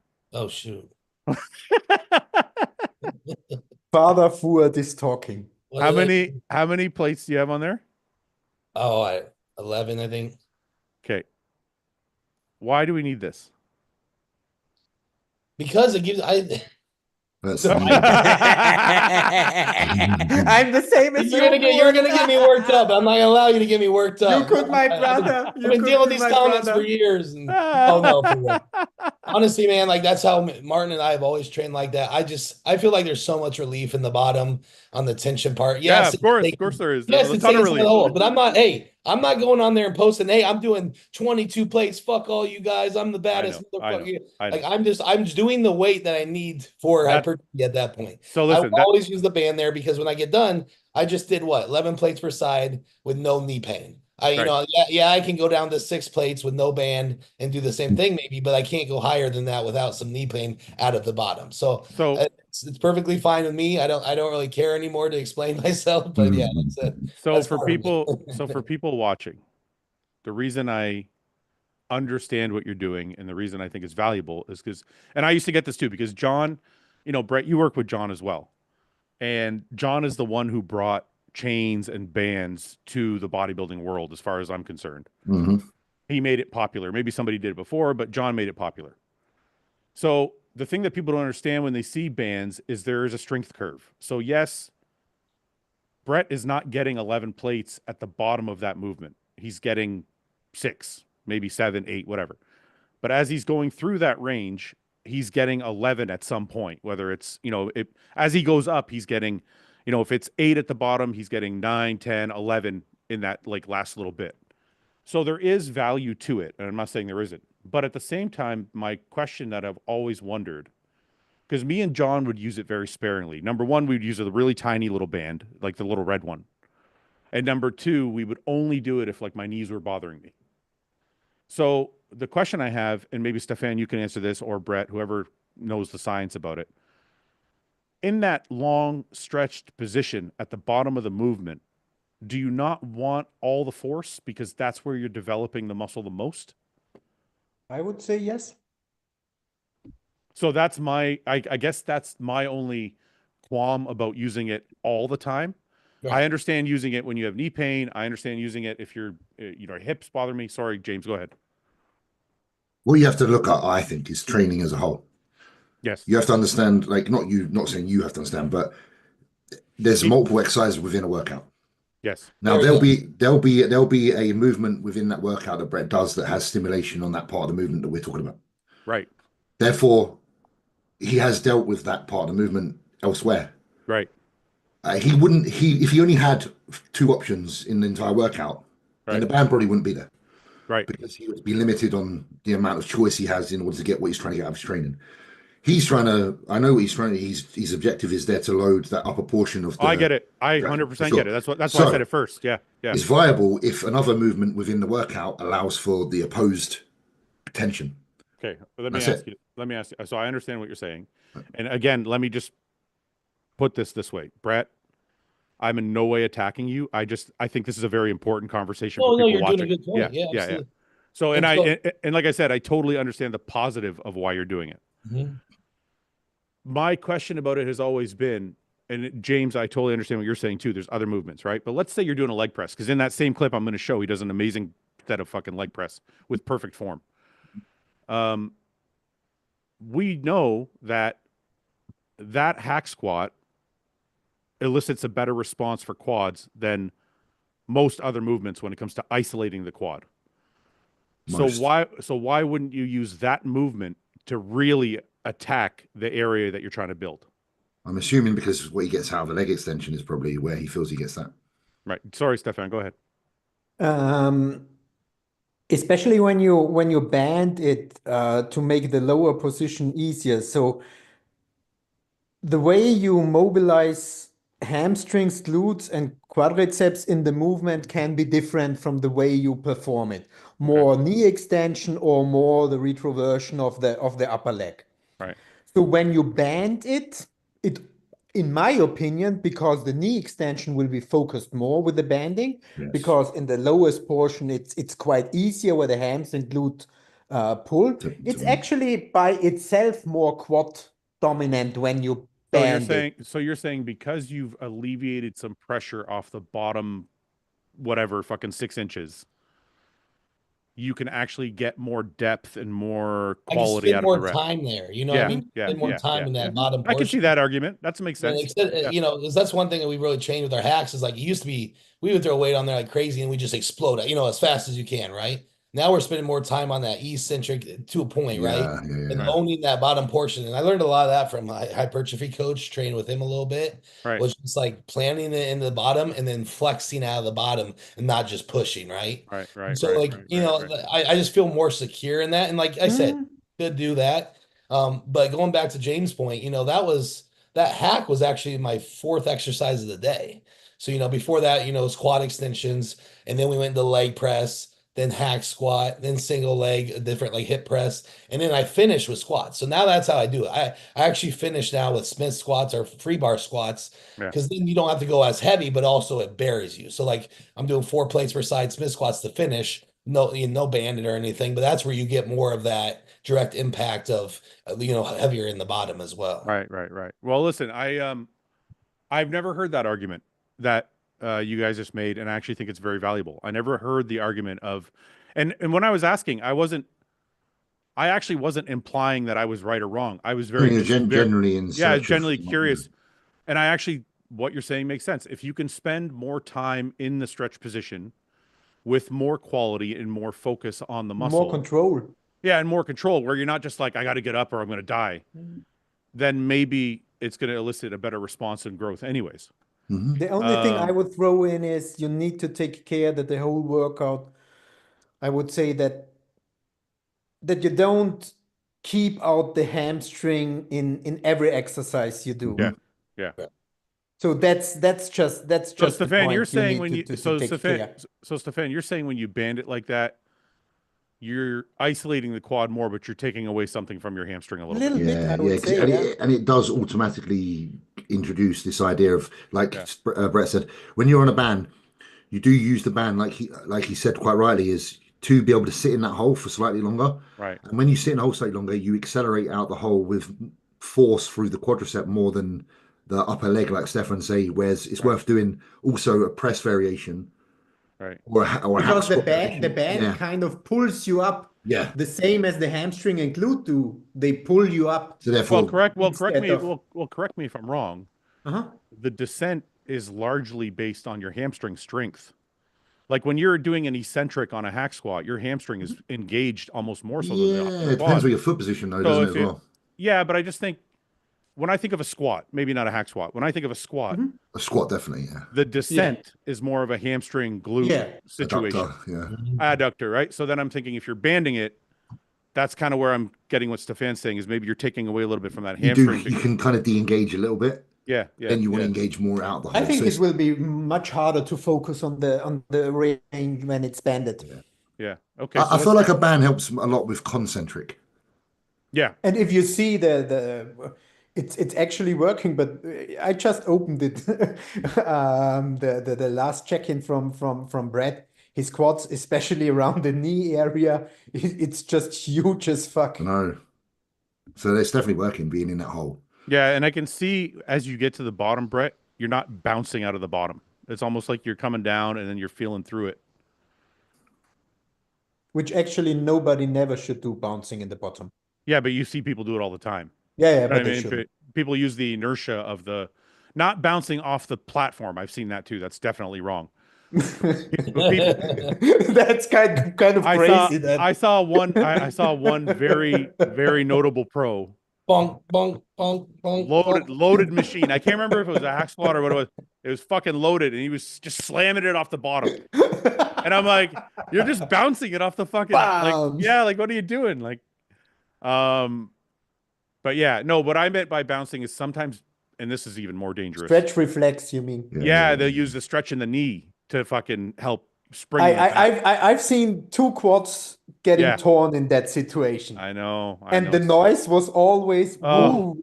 Don't please. Woo. Please don't. Please No. don't. I can't. Okay, what I see, this is funny, Brett, that when I pulled this up, I didn't even know you were using the band. I wanted to show people this. This I thought was incredible. That's Mark 1 as well. It is motherfucking incredible. It's not. Take a It's look not. at the fucker. But hold on. It's not what I mean by that. And people are gonna be like, Range. oh well, of course it's incredible. Look at all the fucking weight. No, the I'm not- movement is perfect. Yeah, I'm talking about the Range. movement. The foot position, number one, is low and inside, which is nice. And then the depth of your fucking knee. And the third thing is you don't see any rounding of the lower back. Yeah, pwah. This is I should- all this is all quad. Like this is like an encyclopedia of how to leg press. It is a lovely I leg should- press, that, isn't it? Yeah. Oh, I love Brett, you need to send me the video. I need to show the people. you get in that side back, so you get that just right. You just plan in there. I love that thing. But I love that. I I will, love that I will side say back. this is like my first off season. I was 277 this morning, so around 280. This is usually the highest I've gotten, but this is the best one I've ever been when it comes to like range of motion, right? Yeah. So that's been a very, very big thing for me this off season. Every morning I'm out at least trying to stretch, open the hips and everything, and I've seen that translate into the training so much, especially with legs, with Yeah. just that depth, that control. Especially like you said, not feeling your butt round Yeah, up on your ass come up. hips. Yeah. And so that's made a huge difference. And that's just, part of that's a little muscle maturity, mobility work, but I'm very happy with this size that I'm able to get locked in like that right now. Can I actually just express something about full range of motion, because I want to show this is actually a good video of why I think sometimes people take a concept and ruin it. Mhm. So this is, to me, full range of motion. If people ask me, like, what do you think full range of motion on a leg press is? This is what I think it is. And I'm going to explain to people why I'm saying that. Sometimes you see people do full range of motion. Their purpose literally is to take their knee and put it in their fucking armpit. And they think that's full range of motion. To me, that's almost cheating. I think it's overexertion on the hip. Because what you're doing is you're resting the weight on the joint. You're not actually controlling the weight. Whereas what I see Brett doing is he's coming down full range, but still has full control even at the very bottom. Like even right here, that muscle is still completely loaded. If this knee comes back to the shoulder and you see his butt lift up, all that's doing is resting the weight on the joint. And the back damage. Yeah, and then you're doing damage too. Yeah. So it's like it's not always good to do what some people would call full range, because you're actually almost taking the stress off the muscle. Right. What you want to do is full active range. What is the full active range of the motion? And let's say full individual active range. Yeah, because it's different for everybody. Because the mobility will give you what you can do or what not. Right. Yeah. Because when with that weight you are getting to go a butt wink, Right. you will be fucked completely. Well, the other thing too, like if you look at a squat, some guys are like, well, your ass has got to touch your heels. And I'm like, okay, hold on. If I squat all the way down to where my ass is touching my heels, I'm now resting. Like my quad is no longer engaged. Now I'm just sitting. I'm sitting in that position. Well, that's when you get a lot of injuries as well, because you put all that blunt force on the knee, because Right. you're coming from no tension to all tension. Right. Whereas So if it's almost like you want to be 90 degrees or a little lower because you still have tension on that quad. So anyway, I thought it was a really good video to illustrate. range of motion, like if you look at my training partner, he's such a fucking little compact ball. Like he looks like he's hardly moving anything. What's his Right. name? Because he's so Jordan tiny. Gomez. He's so short, and legs are so like his legs are like pushed apart. He walks like he's waddling all the fucking time. So it just doesn't. No, this yeah. can't be him. That can't be him. Yeah, he just doesn't. What's his handle? Jordan Gomez. Yeah, I normally tag him, so he's probably, if you go to my profile, I just fucking tag him. I got a whole bunch of Jordan Gomez's. 1 second. Let me go to James. Look for one that looks like a dwarf. That's That's what Stefan would say. how you, He's gonna watch this. I'm gonna get a text message in a minute. So he- awesome. okay. It is little J. There he is. Yeah, so him. If you, I think he's tagged. Do you want the picture? No. No? No, he's not tagged in this one. You fucking forgot him. I've You tagged him I on. feel sad. Just because he's small, James. He's probably tagged in that one. Yeah, he's tagged in that one. Yeah, Yeah, he's got a thick physique. he's just a little chunk. See, you got some training footage here somewhere? How tall is he? 5'3", 5'4"? No, probably 4'9". He's 4'9". Jesus, He's only Yeah. short, man. Fucking hell. that's a nice physique though. Yeah, very. And- He's and- real- yeah, And at the moment, he has 102.4 kilogram. yeah. 102 today, you said, didn't you? I wonder at what point does it become. It's great. This is gonna sound really fucking. This is gonna sound really, No, really. you say whatever, man. I'm up for it. Let's hear it. Go for it. You know, sometimes you see like a dwarf, Uh-huh. and they're jacked, but you're like, it doesn't count because they're a dwarf. And his Yeah, so muscles- what you're saying, at muscles what are really height does it short. not count? Yeah, at what? You know- at what? This is good. He wanted to be on this show, so let's talk about it. At what height are you like? 5 Yeah, foot, he's calf. jacked, but he's 4'9". Like it doesn't Yeah, count. you got to be 5 You foot. know, at least, the most funniest thing I've nearly ever seen. Imagine now a treadmill, okay? Yeah. So you think about the treadmill and having the console, Can't even see it. okay? Okay. Then you come into the gym. Yeah. And you see a person walking on the treadmill, which is a dwarf, Yeah. and he could go under the console. Do we think Jordan's that small? No, I'm not. I'm not saying that. I'm No, asking I'm you playing. guys as bodybuilders, at what height are you like? Is it like a negative? You're like, yeah, he's jacked, but I follow the dwarf juggernaut, and I'm still impressed by a lot of his lifts. He's like a miniature Luke Sando. and he's pretty- Hey. Yeah, I met yeah, him the other day. He's literally miniature Luke Sando. Oh, he's so look, hey, he's like look, looks the this is a fucking good same. It's story. crazy. This is a good story. Go on. Mark what's and his, I are training. wait, what's his Instagram? I just want to look it up. I think it's Dwarf Juggernaut. Juggernaut, right? Dwarf juggernaut. Okay, Dwarf so Martin and I are training the other day at Raw, and like we're training chest or something, and all of a sudden this dwarf walks by right in front of us. Never never seen a dwarf in there before, and his legs like they go like this, and they go this way. No Like, way. His knees go straight out. It's like they're Yeah. looped out, and he's Yeah, walking.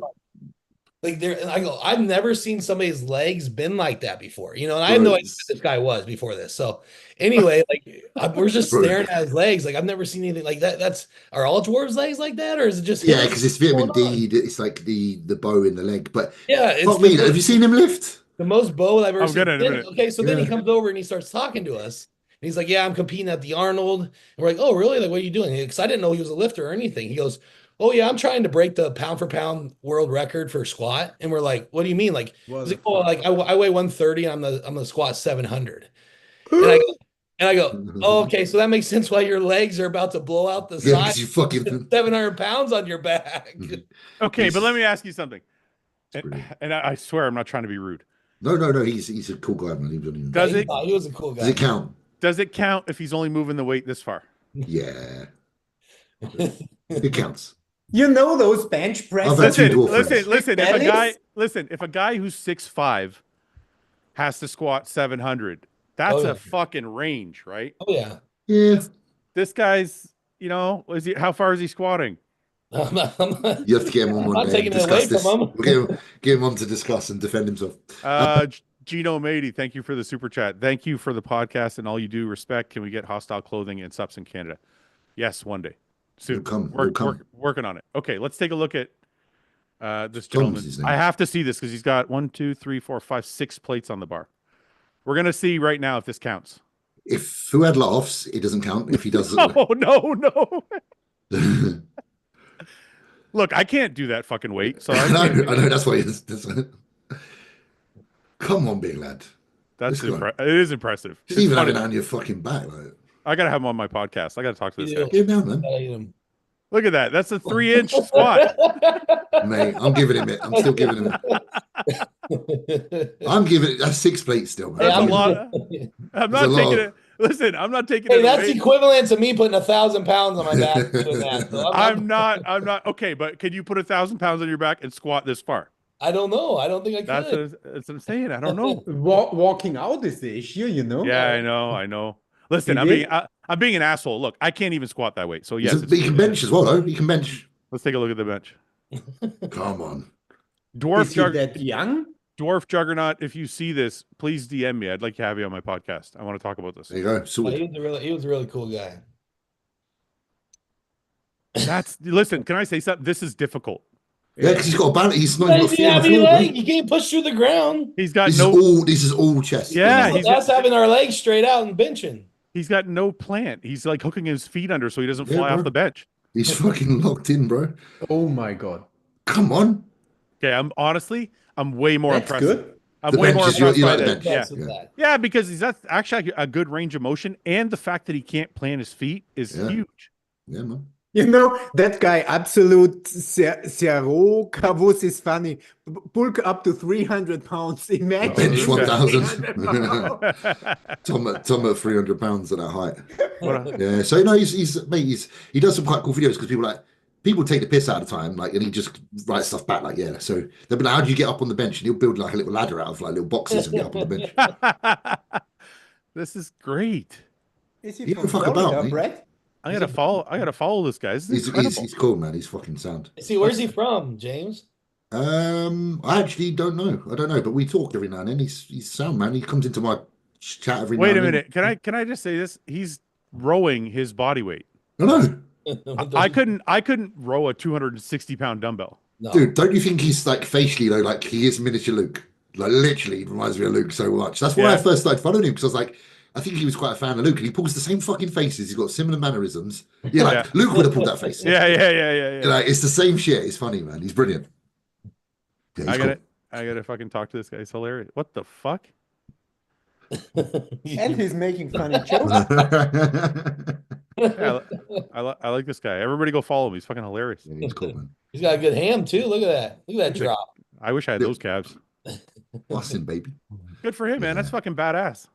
He's leading the way Very definitely cool. for like I know quite a few people that are dwarves that train. I had a friend Jason that I used to train with, but he's like the top boy.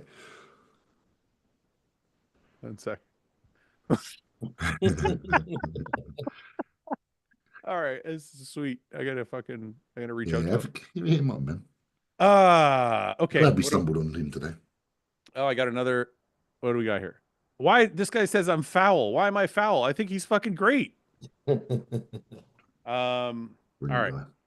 Let's do some questions. James, did you buy those funny pillows? These, yeah, that's all me next to home. Man, I'm the designer. Trust me. Like everything in here is like I've got these classic Metal Gear Solid fucking displays. Man, Do you even have that the room smells good? the room's what? That sticks? Sticks, smell sticks. Yeah, of course. Oh my God. Got a little Sando. Come on. That's awesome. And I have a very nice. I'm just before we move on, I've got a very nice smelling candle. It's a whiskey and caramel. Oh. I don't. Anyway, I'm jealous of the patience you have to do that with your room. mate, the clock. You see that little clock? That little clock next to home. Yeah. Well, if you want your room done, just you know where to go. Got all the Yeah. consoles. Message. Got all You have the, a career in interior design, or exactly. Right. Look, GameCube, fucking PlayStation 2, PlayStation 3, Switch. what? Fuck. Anyway, I'll be quiet now. My office looks like shit. I got to do something. I'm sorry, man. I've just had to come and rub it in. All right, let's do some questions.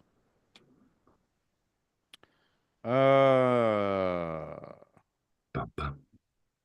Ba-bam. If you could train with anyone in history, who would it be and why? Brett? Arnold Yeah. Really? at Venice Beach at Gold's. Oh, that would be cool. Yeah, Yeah. that's a good. Yeah, the atmosphere and everything. I think Arnold during like the heyday is definitely the one, just because of the charisma, man. I'm gonna say Dorian Yates at Temple in his prime. I think you'd be disappointed. I think the workout would be like 30 minutes long, and you'd be like, "Fucking hell, is that it?" I just want to know. I want to be in that. I want Yeah, to be in that atmosphere for. I've heard it was good. Stefan Ronnie Coleman in his prime. at Metroflex. So you can fuck it back up even more. Yeah. Yeah. Twist yourself even more with the big ass T-bar rows. The Arnold one's a good one though. That's a special. And that's more like I get what you're saying because like maybe you like learn more, just see freak factor stuff from those two, you know. But I think it just for entertainment purposes, it Bro, just the be energy, fun to imagine the energy, Brett. hang out with a young Arnold, like when he was like running Yeah. that shit over there. Like Yeah, it would yeah. just be fun to be around him and see what he'd do with Well, hold the, on all a the minute. girls around him and stuff. Wait a minute. You just changed it. You didn't say hang out with him for a week. Yeah, he's added some to it. You know the chicks. The Yeah, I thought Yeah, we were the just. smoking the joints, the chicks. Yeah, no, I thought we were just doing a training session. I didn't know Alright. where. If we're hanging out, then you're 100% right. That's right. It was more about Rennie's speech than the training. Yeah.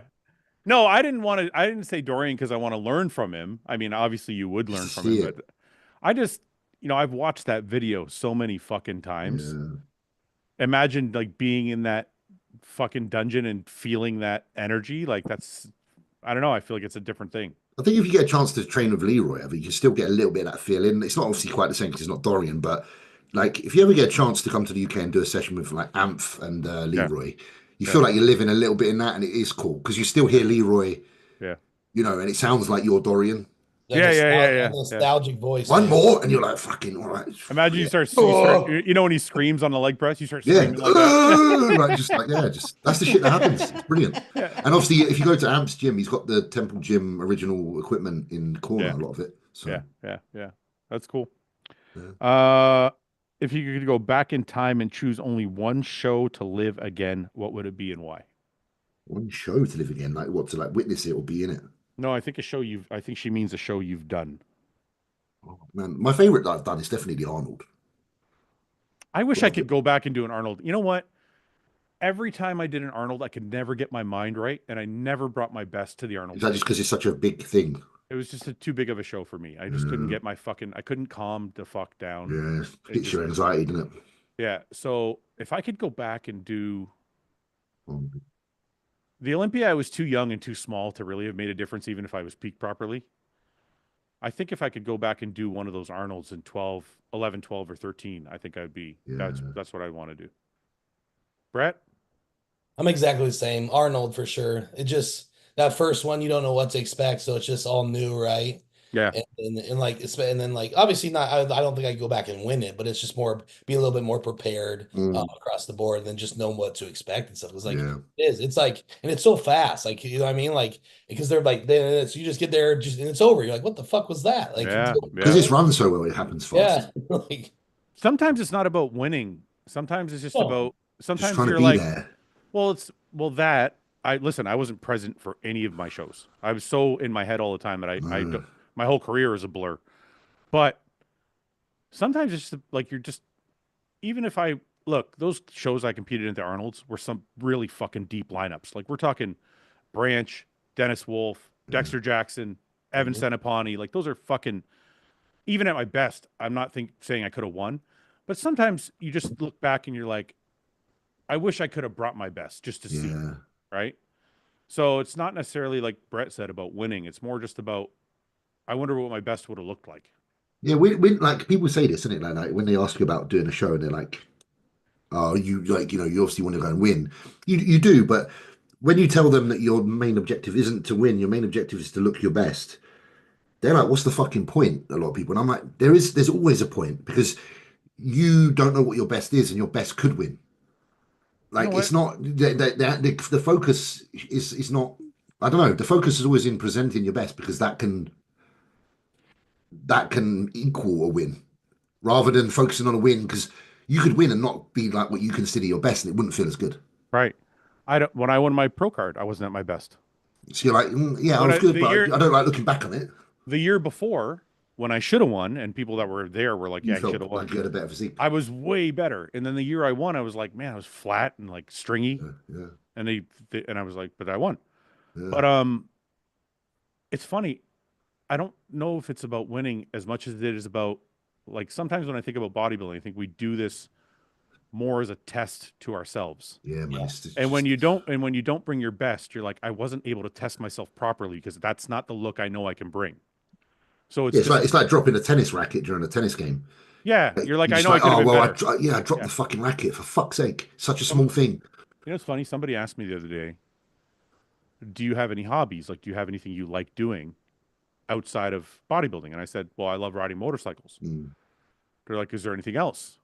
I said, not really. And they're like, you don't want to learn a language. You don't want to play an instrument. You don't want to like, and I said, for what purpose? I said, what's the purpose? That's the purpose.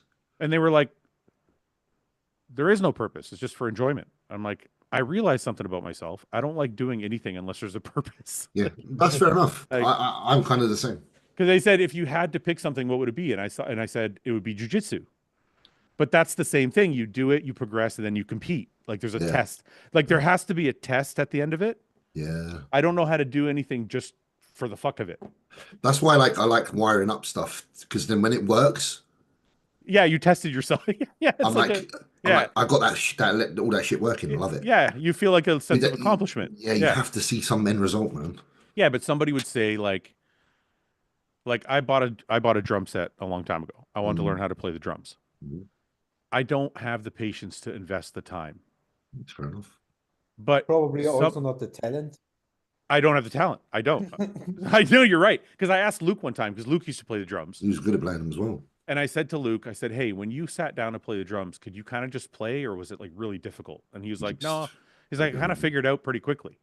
like, That's how I feel about motorcycles. Like I picked up motorcycle riding like comfortably. it was no problem, right? But when I play the drums, I'm retarded. Yeah. So, but somebody would say like, "Well, there's a payoff in learning to play an instrument because then you can play a song. Like that's still a Yeah, but payoff, that has to mean that to you. right?" You So know, if you it has to don't, be a yeah, payoff. if Yeah, you don't care about playing a song, then it never will matter. I do, but I don't know if I have the patience to put in the year it's Yeah, going to take to learn. yeah, For the one song you're gonna play at a party once every 3 months. yeah. You just do it every 10 years That's what an that's anniversary. what I'm so glad you said that. That's what I said to I'm like, what am I gonna do with like what am I gonna do with that? Am I gonna go like Harvest. I'm gonna go play karaoke? Like what the fuck am I gonna do? Like Every time you get drunk, you're like, where's my drum set? Where's my drum check out this party trick. Yeah. set? All right. Anyway, I just thought it was an interesting. I don't know. Do you guys have any hobbies I that do love skating. I'd love to go back to it, but I'm just too heavy. but is it When but I'm done with bodybuilding, I'd love to. so listen, I know you have hobbies, but are your hobbies goal related? Um, no, the skating one's more like you're riding. There's a freedom to it. No, When I'm for on me those it's wheels, when I'm on those cars. So it's wheels, kind of like when I'm riding a motorcycle and I'm not trying to ride fast. I'm just cruising. no, You're yeah, just yeah. getting yeah, When I've got those wheels on and I can yeah. traverse across roads and roads and roads in a matter of minutes, I'm like, man, I'm free. Yeah, I get that. I get Yeah, that. So you're getting some kind of payoff though. yeah. Yeah. Yeah, feeling. Brett, is there Yes. something other than bodybuilding? Or are you so focused right now that that's Well, all you right got? now, just focus bodybuilding, family, businesses. But like one thing I really like to do behind the scenes is like hunt and fish.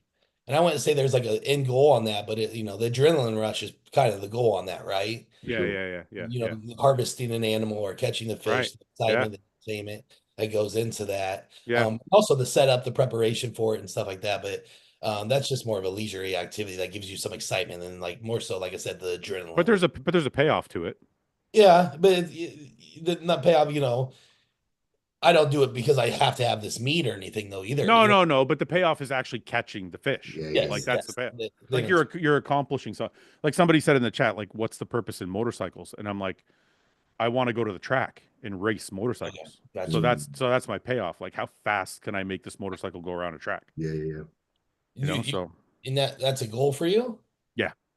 And you haven't done it yet? No, I've taken my cars on the track. I've only been riding for this is my fourth year. So what's the fastest you drove your motorcycle so far? I can't say. Okay. Too fast. So you But- that means you Yeah. pushed the limits a little. Yeah. You tried it already. But listen, I think it's important to have humility. Yeah. And I know that I'm a fucking amateur when it comes to riding motorcycles Yeah. or driving cars for that fact of the matter. Because I've been on a racetrack with a professional driver, and it's not. Totally different thing. It's not. It's like fighting a UFC fighter when you just started fighting. It's You so realize how far behind you you are. realize really quickly that there's levels to fucking. Well, So like when we went, we were together when we went out to that Eagle Canyon. yeah, that's the one. Texas, Yeah, remember? right? Yeah. Oh yeah. We both rode with a pro there. Right, and that guy showed me what a car could Oh. actually do, and I was Where like, is- "Whoa." He's going 80 into a turn. You're like, slow down, no, we're going. And like, and then No, I wasn't like I was telling him to go faster. Or I was telling him to slow the fuck up. No, but I want to do that on a motorcycle. So there's a track here, a little bit north in where I live, Yeah. where you can take like a course and you can go back repeatedly, and they'll teach you like how to handle your motorcycle, and the same thing they did with us at the track at Eagles Canyon, but on a bike. So that's kind of the whole point. Anyway, As I come out of a community with racing drivers, even cars and motorcycles, one of my former best friend nearly died on the racetrack. That was quite a bullshit. It was on the Pannonia ring, and he was going to the first corner, and the mechanic didn't screw the braking lever oh my God. perfectly. Yeah. So it was about, so in miles per hour, it was 140. Yeah. Yeah. So it's like, And he was braking, slipped down, and crashed totally, my broke his God. spine, hit the rib in his lung and all that fucking stuff, but he survived. Jesus Thank Christ. fuck for that. This is a really stupid side note. My brother used to race motorcycles briefly, Mhm. and he just gave me his leathers. So you have to wear like the full leather suit you wear. Yeah. That's part of the reason why I want to lose weight, Stefan. Because So you fit his leathers I on. gotta fit I was into gonna the say, how are you gonna You fit know, it? the last time I was losing weight was when I started competitive kart racing, and Yeah, 'cause actually you can't- back then I lost from 100 to 80 because I had that purpose to Yeah. get out Yeah. a little bit of time on the track. You know, it's crazy though. I'll never be the size like some of these motorcycle riders are like jockeys. They're like 150 pounds. Like it's crazy. How big's what's your brother's size? What have you got to get down to? We're all pretty big guys, so if I can get down to like 230, 220, Okay. I can probably fit. What are you got now since this little diet kind of change? 248. Okay, so it's coming. I got like It's, another 20. it's not that far away. No, it's not. I No, just you're doing good. You're doing good. gotta keep rolling with it. Which Steven Seagal movie you liked the most, and also have you seen him run? The only one that's any good is it the one on the Under Siege? I don't remember any of them. There's only one I remember, and it was Under Siege. I think there's the one where he's on a boat, and that's it. Every other film by Steven Seagal was absolute dog shit. No, there was a good one. Let me Google. Exit Wounds or something like that, maybe. I can't remember if that was any good. How about we Google Steven Seagal running? Okay. It's terrible, I bet. This geezer wouldn't have brought this up unless it's an awful affair. I know that's I liked Under Siege. Yeah, Under Siege was good. That one was actually a decent film. That was like a AAA budget film. All the others were really fucking terrible. they were bad. They were really shit. They were like, You know what that film has the best title ever, Belly of the Beast. Belly of the Beast. That's one marked for death. Well, he looks fine running there. Look, it is. It's the geezer that dies in every film. He's in every film. Yeah. I don't know where somebody wanted me to this. Is there a Why is this a 17-minute video? I don't know. Is he Run running a lot? There's a big deal to it. The scene. It says the scene. This is surely the scene where he runs. Is he gonna run? He's just showing all his greatest hits. Look at these characters. I love it. How can old movies are the best? He's like the shit Jean-Claude Van Damme, isn't he? He is. He's the Wish version. His Wish one. It's not enough Timu, whatever you call it. I don't know where the fuck he runs here. Let's see. Is there another one? It's funny because if you listen to him in interviews, he's so about himself as well. Look at, oh my God, he does run. He really runs. So creepy run. He looks like Forrest Gump, man. Look at the jaw, like the face, the seriousness. That was Why a he's young so Steven. skinny Look at him. there. He's like throwing his paws. He's like, Yeah, he's got weird like arm swinging shit going on.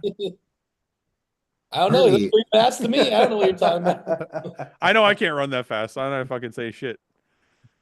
Okay. No question. Just a huge fan turning 30 tomorrow. Can I get a shout out? Above Average Joe. Happy birthday. Your birthday tomorrow, mate. Happy birthday. What is the best way to track body weight during a prep? Your average over the week or your low? That's a good question for Stefan, I think. More so. I really prefer people just tend to send me averages or lowest, and I hate that actually. So I just want the weight on that specific day because I need to correlate the weight with the picture. Yeah. And if I want to see where it goes, or if it's a high, or if it's an all-time low, I need to see the next day or 2 days after to get a feeling for the body. So I fucking hate average weights because I can't connect it to the actual look. I don't even know what that means. What does somebody mean average weight? Some people send you check-ins and say the average weight of the last week is 210 pounds. No, yeah. I can nothing. When I was that. Yeah, when I was coaching, I was like, "What's your weight today?" Yes. Yeah. I want to know, yeah. I know. That's weird. Yeah. Okay. What does it take to be a good bodybuilder, and what does that mean to begin with? That's a big fucking question. It's a loaded one. But I would start by saying, What does Discipline. it take to be a good body? The first thing, listen, the very, very, very first thing is genetics. Always. And then the Is- second thing is, in my opinion, Willpower. discipline. Well, I was going to say discipline, which willpower would fit into that. Yeah. I'd say the same. Discipline is definitely, like I say, genetics is an overall allowance of what you can become. But then the discipline is how far within that allowance can you become. Those have to be the two biggest things, because if you have proper structure, proper development, like genetics to build proper development, then if you add the discipline into that, there's not really much that can stop you. Yeah. Nothing. Discipline is so encompassing as well. You know what I mean? Like Yeah. that's consistency, right? That's It's kind of all of All that of put that. into one. Yeah. And then the second part of that question was, what does that mean to begin with? Well, I don't know. I guess we kind of answered that too. In your opinion, everyone on the podcast, what is more aesthetically pleasing? A physique that is upper body dominant or lower body dominant. Obviously, bodybuilding judging criteria is looking for balance, but when you have two guys on stage lacking balance, one with the upper body dominant, one with the lower body dominant, which one is more pleasing to the eye? I think that's personal preference. It is But preference. go ahead, I'll ask you guys. It depends a little bit how much the difference is. For Let's sure. If it's assume- not let's assume- that big, I would say upper body I Same. favor more. Like Baru's for me would stand out. I always felt that Baru's could perhaps have a little bit more quad from the front, and he's wide up top, and I would take that over. See, I'd take that over like myself in 2020 when I had big lower body. See, my mind goes directly to Branch Warren before he grew up top, and that was like one of my favorite physiques. But again, Yeah, like it's 05. it's preference. When I look at guys with fucking jacked legs, I'm like, that's cool shit. Because you know what they've had to do. Maybe, but I Bro. also just think the pyramid looks better this way than inverted. No, you don't like the Johnny Bravo. I'm not a fan of small legs, but again, Stefan's right. It depends on the discrepancy. With someone like Baru's, the discrepancy is not that It's big. quite slight. That's what I'm saying. Yeah. So it's actually very nice. But I just, Branch Warren before. Like 05, 06 is crazy. Yeah. Like 05, 06 Branch Warren is like a fucking. I actually felt that 05, 06 Branch Warren was his best. It's just that I feel like he didn't get a look in he deserved. Didn't the question involve something regarding aesthetics though? Is that what you said? Well, I What think do he you just. find I more think. aesthetic? I think he's. Yeah, he's like, what's more aesthetically pleasing? See, I say upper. I mean, like think about Arnold's era. Like Arnold was predominantly You're right. up top. You know what I mean? Like, You're right. and it would look so much different if his legs were bigger in his upper. It's just like when Right. it comes to aesthetic pleasing, I'm gonna say Right. upper by far. So you're right. I let me rephrase. If it's personal preference, yes, I'm going with like the Branch Warren 05, 06 look. If it's like what would be more aesthetically pleasing, I agree with Brett and James for sure. Stefan, what do you think? I already said it. You just forgot it. I said upper as first. You're right. I did forget. Jet Best martial arts movie ever. Jet Li, the one. I think I've seen that. That was pretty good. It's a good film. Best It's not the best ever, martial- but it's best- a good shout. What's that one? On Bak. What's that? Is that On back. On Bak? Yeah, that was fucking good. For me, it's just because that was my time and my age. It was The Kickboxer. Oh, Yeah. that's a good movie. Yeah. I was completely nuts. Yeah, That film was the first one especially. The first two Van Damme movies. It was Kickboxer Bloodsport. and Bloodsport. Oh, those are fucking But classics. Kickboxer, I always tried then to hit that concrete thing with it. I tried it once like this hard. And I was like, oh, forget it. I'm not doing it. There was a film with a guy called Mark Dacascos, and it was called Drive, and the fighting in that was wild. Yeah. That was a good film. If anyone wants to watch a good fighting film, he plays a human with like a chip in him that makes him even more fucking crazy. Yeah, it's really good. That's a good show. Brett? Rush Hour 2. Oh, Come what a film! on, get the It's fuck a out great, of it's a here. great film though. Rush Hour 2 is the best. I love Rush Hours. Rush Hour's so good. They were the best two together, weren't they? You know Tucker what? and- Our Karate Kid. You know what? That's such a Brett answer. You're such a wholesome gentleman. You guys just want to see people dying and stuff. I just want to see a comedy involved. Man, the kickboxer, the guy fucks his girlfriend. He's like, I'm gonna fucking kill that guy. Miley, you bleed like Miley, whoever he says. Yeah. Yeah, rough. It's so bad. Epic. Joshua Moore, thank you for the super chat. Says Luke question: would you rather fight a duck the size of a bear, or 100 bears the size of a duck? Interestingly enough, me and Luke did this question on like Many moons ago. on our third or fourth podcast together, and Luke picked the 100 duck-sized bears Cool. versus That's the a- very versus the very very That's a large. bad choice, I think. That's what I said. I said I think he's wild. I said imagine all the little fucking claws and teeth and Yeah. shit. Like, fuck that, man. I think you're No, asking for a lot of trouble. ducks are fucking ugly animals with that.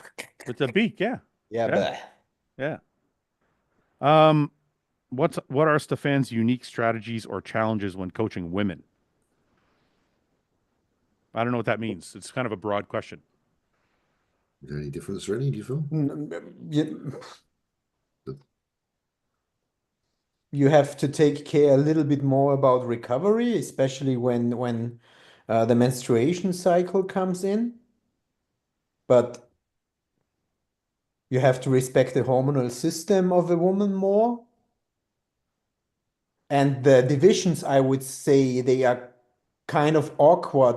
But if you take a look at bikini or wellness, it's about a disproportional body you have to display. So I would say that are the biggest differences when it comes to women than to man coaching. So it's taking even more care about recovery, taking more care about the hormonal balance. And sometimes weird classes where you need to fit in and display what the judges want to see. Okay. Question from Tomas. How much of the bodybuilding community is closeted gay? Serious question, not trolling. Great job, bros. How much? I don't know a lot of, honestly. Yeah, that's why they're closeted. He's asking you to guess how many are actually gay.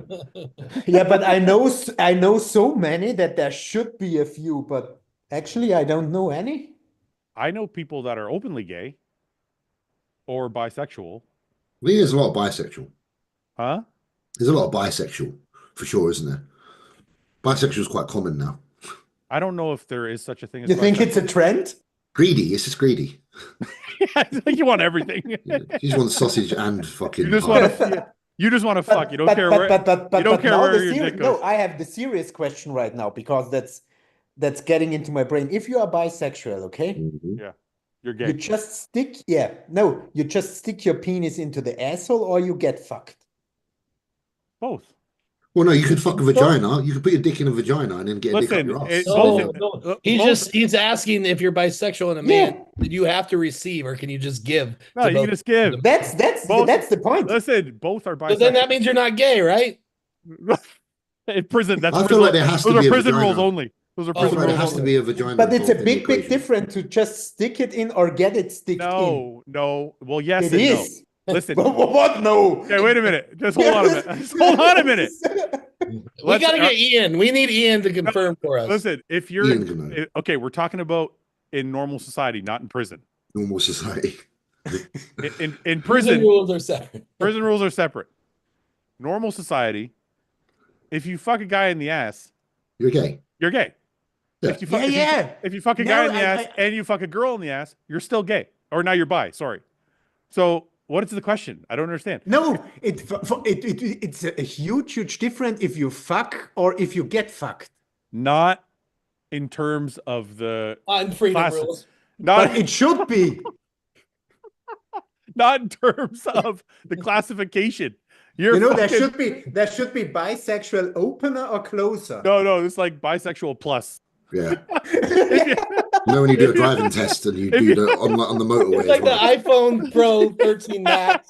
Max. If you receive, you're bisexual plus. What the fuck? Stefan, you're fucked up, man. Um, we didn't answer the question. What was the question? Which one? How many, how much of yeah, the how- bodybuilding community I mean, is the closet, we closet? don't know. I think like in normal population, I don't think there are more. I 15. do. I think there's people that are not There's a that. lot of older gentlemen that are gay, but they don't say it. But then they will. They're the type of people that message you on your What is inbox, it and you're about? like, okay. What is it about being older that happens I to don't know. men? There's this. I Happens to know. men and women where they're like, I'm just gonna fucking. I think they're just running out of time. Receive.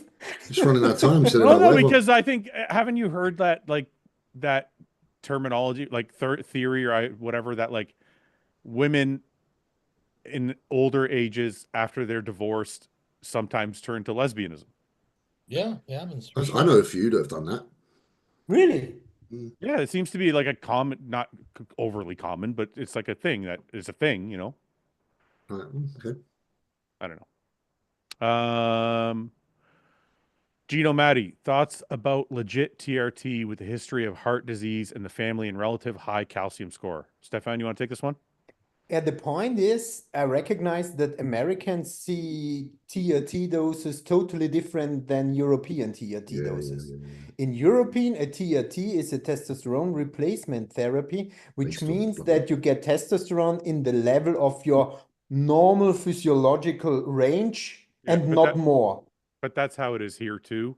It's the bodybuilding community that has changed the Ski definition. whiffed it to being 200 Okay, If meg a I, week. because my brother's on TRT. He's on, real TRT. yeah, like a normal dose. When people in the bodybuilding community say it, they don't even know. They don't even know what they're saying. They're just Okay. like, they just say like they think it's a lower dose. They don't understand. So It's it just, depends what the question guy, let's if assume he's talking about the real TRT, yeah, let's assume that. Let's assume that. that if it's a real TRT, it's Well, fine. fine. It could Yeah. it could probably Improve. even help with all that stuff because his hormonal balance will be better. Okay. 100%. But if it's a bodybuilding TRT, it's nothing I would suggest. I really wish people would stop saying that. You know, we say it on the podcast as a joke. What? Like I take 125 milligrams a week. That's probably close to what my TRT would be. But if I went to the, if I It's went like to the 7 doctor, a day, isn't it? You make 7 to 10. well, if I went to the doctor, he'd probably give me like 0.75. Hmm. So I'm a little bit higher than what I would be normally. Mhm. But I understand it's not TRT. Yeah. I've given You are myself, enhanced. yeah, I had given myself that dose. Like I'm self-diagnosed, right? And I actually know by my last blood work, my fucking test levels were 1300. Oh, wow. Just off 125 a week. That's crazy. You're on that TRT plus. Yeah. No, it's just 125 a week. You get That's it. filled. To you, it is though. Yeah, I Mm. guess. You need, you need more like 85. Yeah, that's why I was saying like, the doctor would probably put me at like something a lot lower. That's a good thing. Good thing to have. What will the consult section on the new pros? What will the consult with the pros section be like on the new site? So the website that I created, Stefan, the one I built in my Brett, did you know he's software developer? Yes, I'm a software engineer as well as a supplement company owner. He was the man. This is the new website. When you get here and you sign in and you pay to be a member, Fantasy league. yeah, we're doing a fantasy league, Brett. You want to see it? Yeah, I do actually. This is the fantasy league. If I add Brett, right? This is my team. This is my team for the year. But we're going to change some of the rules, so I got to repick. But Always changing. shut up. It's Oh, Rule changer. Brett's not in here. Add new host. Oh, I get to pick a team. Brett. How many guys did you draft? Well, this is what we're doing with the new rules. Okay. Originally, what we did was Oh, you get to buy them. you get 15,000 points, right? And then they're worth 8,000, 6,000, all the way down to fucking 20 points, right? And you have to buy your team. What we're going to do is add a group section so that if you're playing with like me, you, Stefan, and James, Mhm. once a player is off the board, I pick Hottie. Now it's your turn to pick Brett. You can't pick that's shit. You can't pick Hottie. I already picked him, Yeah. right? So like that, let's say Brett picks Hottie, then we go, okay, now it's my turn to pick. Then here I would say let's say to just delete these. Now it's my turn to pick, and Brett picked Hottie. I'm going to pick Samson.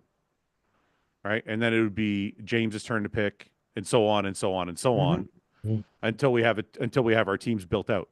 And then what we're going to do is, so if like let's say this is Brett's team. He has no money.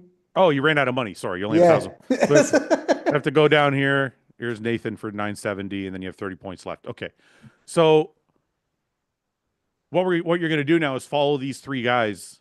You're obviously not going to pick those three. You're probably going to pick more, so you have more players. But you're going to follow your team throughout the year, and they're going to earn points for each game or each contest. And then every month there'll be like whoever has the most points that month wins prizes. And the end of the year, whoever has the most points at the end of the year after the Olympia will win the grand prize. So we created like a fantasy league just like the NFL has. Yeah, that's Super awesome. cool. Yeah. So this is going to go live on Tuesday, the 18th. People can go sign up. And just if you're watching, if you go to Real Bodybuilding podcast.com, it'll bring you to this page. Drop your email in here. That way you'll be notified as soon as it goes live and you can click on. Now, the thing that the guy was asking about,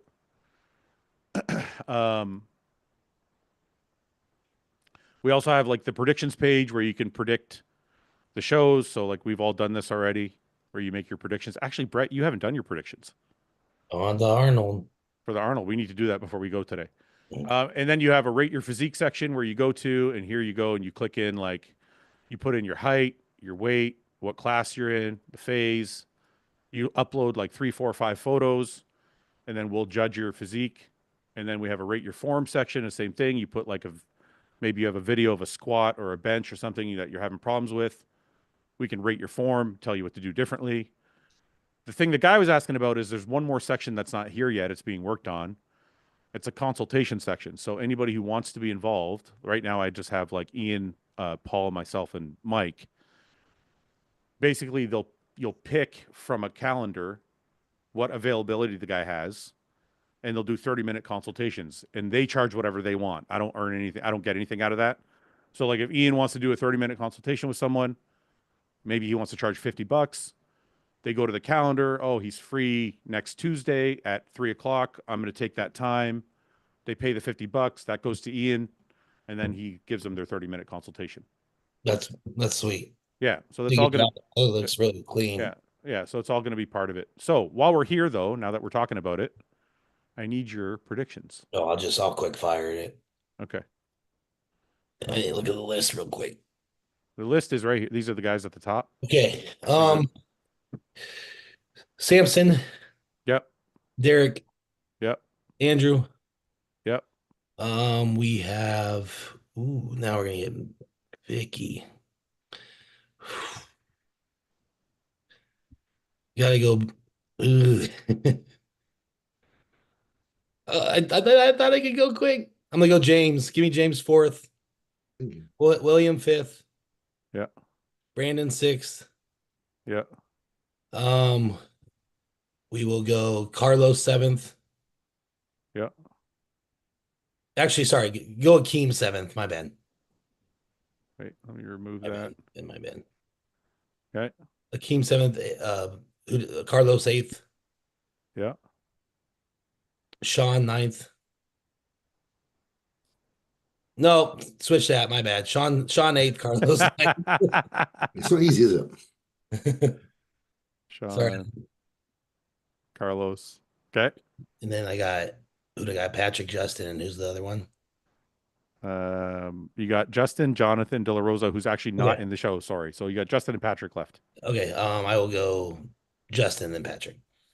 Justin and Patrick, and I'm going to minus a row because there's only 11 guys, and then we'll have to adjust ours later on. Okay. Cool. All right. We'll do one more question and we'll go because we're over the time. And I'm pretty sure Brett probably has to eat and train. I got 300 grams of extra carbs today. I'm happy. Whoa! Yeah. That's a long way. Whoa. Okay. Let's see. If you no, No. no, no. Your favorite and least favorite thing about your bodybuilding career. I don't even think there's a thing. It's just a feeling. Bodybuilding for me, What's your favorite thing? the, bodybuilding itself, when it feels good, just feels like there's nothing compares. And then there's days in bodybuilding where it feels the worst. But I can't really pinpoint. be specific. What's your I favorite can't. thing? I can't because I was in the gym the other day. I was in the gym I trained at Darkside, and I was in there on my own. Jordan couldn't make it because I was running late, and I just had that sensation of, man, I love being in here. I can't put it into words. It was just you're on your own, you're in this gym, you're looking around at all this old kit, and it's just your world. But the strength of bodybuilding, what was amazing about it, is also the thing that sometimes makes you feel so separate from everything. So again, I'm not trying to be like deep or nothing. I'm just saying that No. there's just an aura to bodybuilding that when it feels fucking good, everything just aligns, and you're like, I would not have anything any other way. This is the life I'm happy I've chose. Blah blah blah. And then just every now and then you get them days where you're like, fuck, man, like what else is going on out in the world? Have I made the right calls in my life? It's just, but that's So it. your So favorite, so your favorite thing and least favorite thing is the are, bodybuilding. are the same thing. It's just some days it's shit and some days it's great. Like with Yeah. you, underrated, overrated, missionary.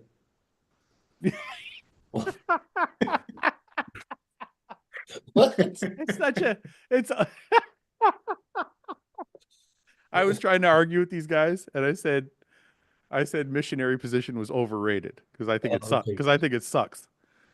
And they said it's great and they were talking about putting their legs on each other's shoulders. I'm like, that's not missionary. Like missionary is just this. Yeah, we were That's talking it. about slight adjustments. So then I was trying to argue and I said it was underrated at the same time. And then Ian's like, it can't be fucking overrated and underrated, man. What the fuck? So I didn't really explain I'm kind of torn on it, Stefan. It depends on the mood. If I'm in a lovemaking mood, it's great. Yeah, But that's the That's same what we that said with, about bodybuilding. that's the same that's why I want to yeah, point you're it. right. You're right. Okay? This is it. Yeah, It's the same yeah. shit, bro. Like some Sometimes days it's you're just great. in the Sometimes room. it's shit. That's right. Like don't get me wrong, majority like it's good because it's what makes it good. Because when you have days that are not good, the good days stand out tremendously, and you feel Yes. so good about them. It's just life, but it's in this more confined space, part of life. Bodybuilding's a part of life. Yeah. Yeah. You know? Um, Again, you can have some specific things now, like but the food's my favorite thing.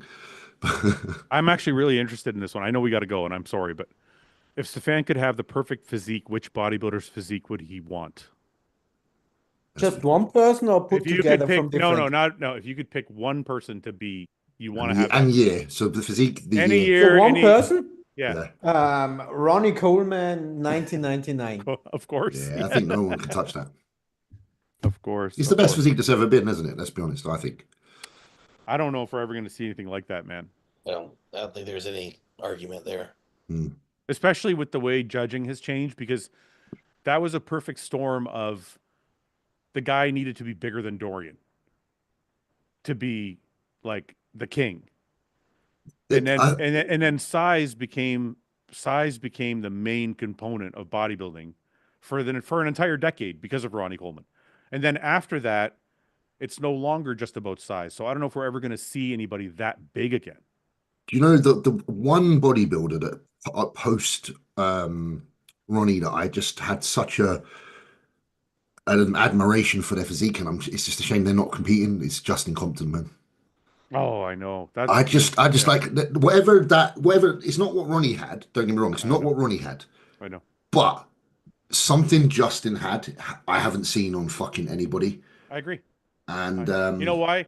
Justin Compton was like a black white man. I hope this time it doesn't come across as insulting at all. But Justin Compton was like Dennis Wolf, but more filled out. Rounder, like with Like, the look, the roundness like, of a black bodybuilder. To be honest, for people watching, like this is what we're talking about. Yeah. like there was some. Oh man, I just feel like if he had. Look at it. Look at this. It's monstrous, mate. Yeah, this is And insane. and so impressive. And if he had, slightly better presentation and peaked just a touch better at some shows, Look I at don't this. think we'd still be talking about that shit. I don't know what your thoughts are, Stefan, but I thought the geezer was fucking tremendous. I 100% agree with you. The only thing, Uh, you know, the only thing, that fucking off season. Oh, jeez, I've never seen that one. That's an off season, bro. What's the blood pressure there? you know what I love about, Justin the most to go with his physique is his attitude. It's pretty dry. I like it. There's just no fucking around. It's like, hey, okay, you want to get this big? You got to eat this much. You got to train this way, and if you don't like it, fuck off. That's the one like physique that I look at, and like I'm kind of like, damn man, that's the one person I wish I could have looked like. Yeah. Like, and I don't feel like that often because I'm kind of happy with what I've done, but that is certainly like that physique. I'm like, man, if I could wake up tomorrow and look like that, I would not say fucking no. Well, the other Because thing I feel too, like he could have won every show that he'd done if just it was a few percent better. the other thing too is James. It's a very, very balanced physique. Like Incredibly. in some shots, you could see like, here obviously he's a little younger. You could see that Yeah, that's like he 2014 or some shit. he needs a little more chest. But this is what I love about Justin. You see him like fucking a couple of years after that, and you're like, oh, he developed his chest. It just took him a little bit of time. Like even here, like his arms are pulled up, and you can see he still developed the chest, his legs. Like Justin was like a mentor. Like I know Justin quite well, and I really like Justin. Justin had everything that was in the mindset of people like JP, but with the intelligence to understand that you need to apply yourself to what your requirements are for your body to be competitive. Yeah. So some people get obviously like quite into the putting on muscle at whatever cost, and I get that. Justin kind of knew that, but also knew how to delegate body parts and focus on bringing his physique to look like a fucking monstrous bodybuilder. I don't know. I feel like I he was remember- a perfect marriage of. hey, That picks up. I remember That's these. good. I remember these updates, and it was kind of around the time when he started to explode, and I was like, Yeah. "Holy fuck!" Yeah. man. Here, you know what he reminds me of? You know those Belgian blue cows or whatever? Yeah. That's Well, what I look at the thought back of. double below that as well. Like Yeah. the one where he's on the right hand side where he's at the Arnold, he got that third. Sorry, if you go back one, just back on one page. Oh, it's on the right there, yeah. Like that one. that with a little bit more work on his back, doing some stuff like that we know that you can do to kind of focus on those areas over a year. Imagine if he did what Phil kind of did with his back and just managed to fill that in a little bit more because the fucking How arms and fucking traps. big were his shoulders, dude? Retarded, man, dude. Like I could never not feel confident if I looked like that at a pro You know show. what's crazy? You see this guy when he's Yeah. 20. You don't see this. Yeah. You know? I don't know what your thoughts are, Stefan, on him. Maybe it's not your cup of tea, but I Yeah, don't know. I fucking love it. I just went now over all those pictures. You know what the problem is, and that's how Nice one. that pose is so much important. Most of the time, the front double biceps doesn't look good. You think it doesn't? Oh, do you think he's lifting himself a bit too high? Yeah, he's making his No. midsection quite long and pulling up also his lats, and then you have that huge arms which focus your attention, also the legs and the torso. He could have done with slightly more in the torso. I don't agree.